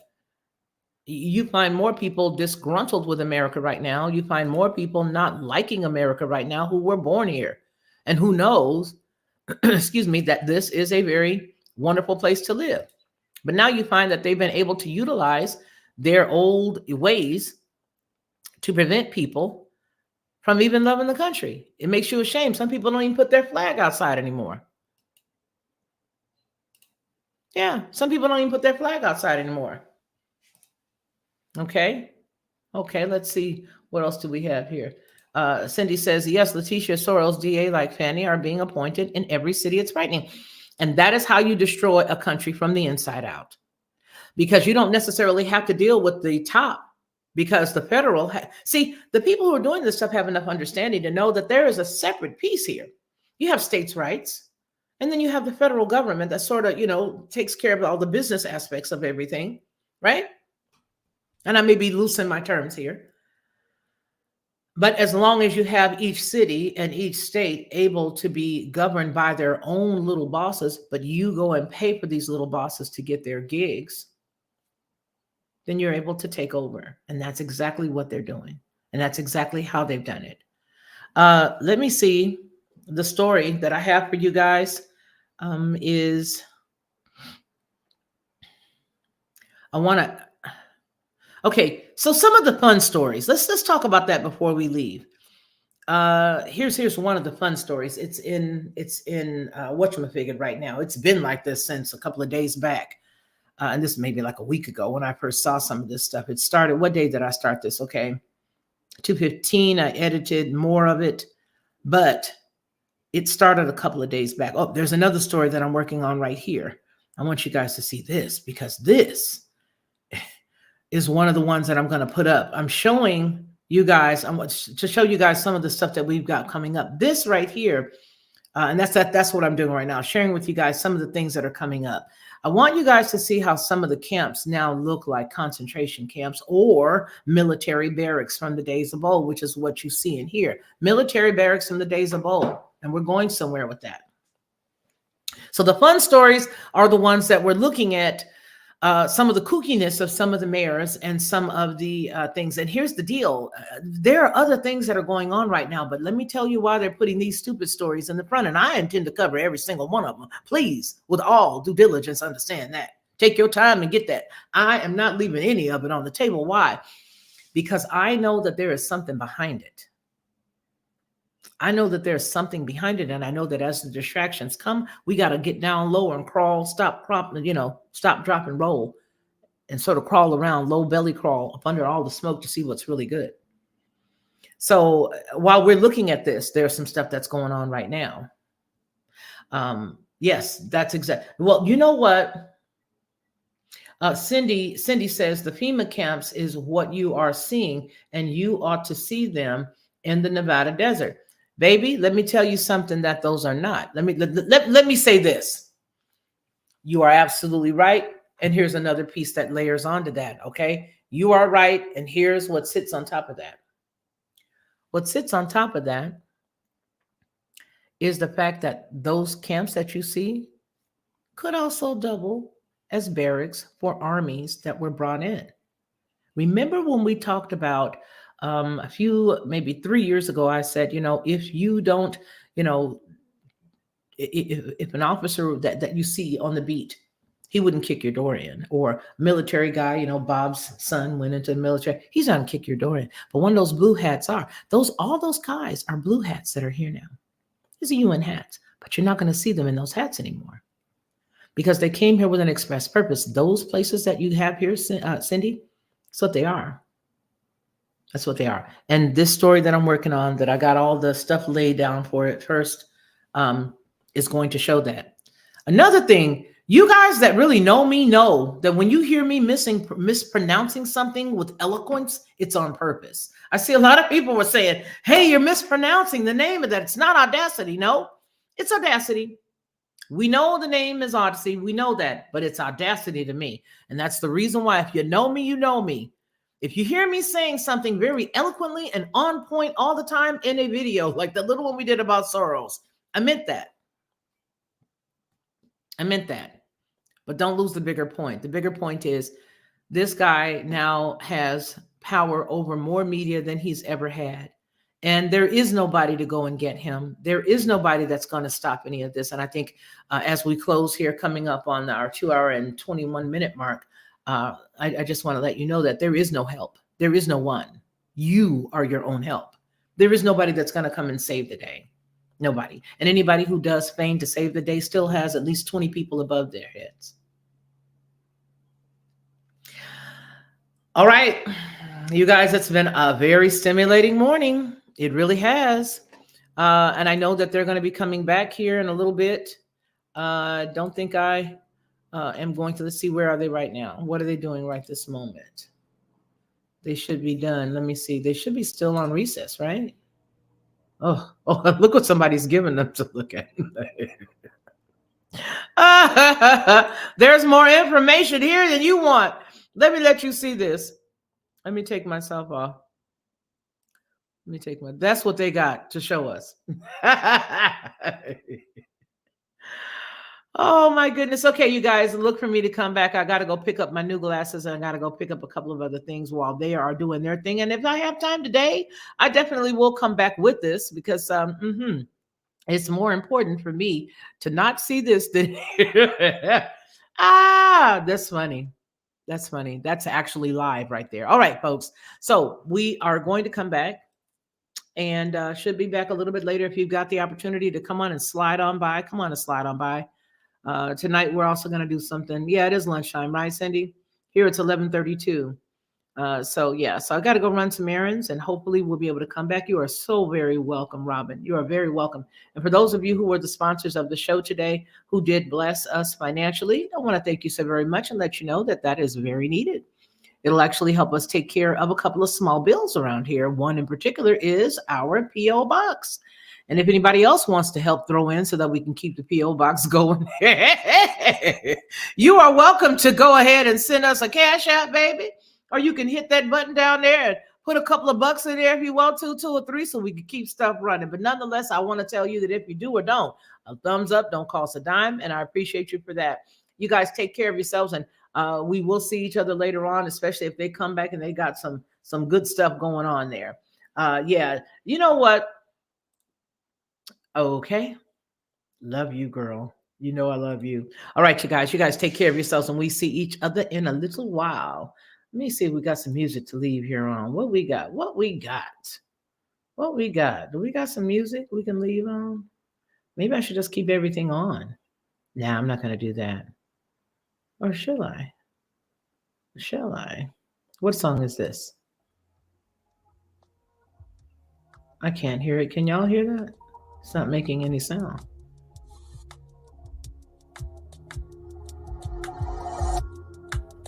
All right, you guys, y'all take care. The car. All right. I remember yesterday. Yeah. Time returning back to love. Who in the deep sleep? Falling for the reverie. We was all on Taiwan, how we all on Beverly. Traded in our longevity for the brevity. Hit them with that sneak peek, let me jog your memory. Why you think we always hanging on the corners? We the seat. Look at how we scattered across the borders. Vassal with the tassel, back from the severance. Fringe benefits, bringing it back to my remembrance. I remember when you told me I can still hear it when the wind blows. Raise the banner for the pony. Can it be? It was all so simple. I read your love letter. Got me breathing in everything you say. Thank you for the wind, helping me remember my way. I remember yesterday.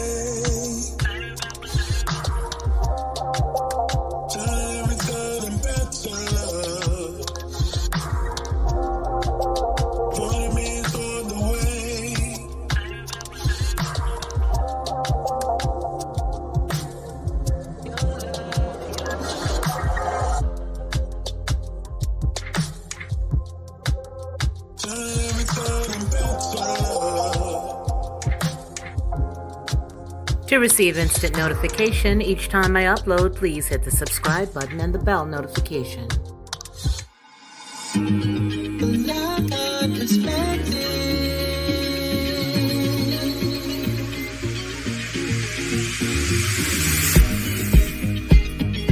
Helping you along the way.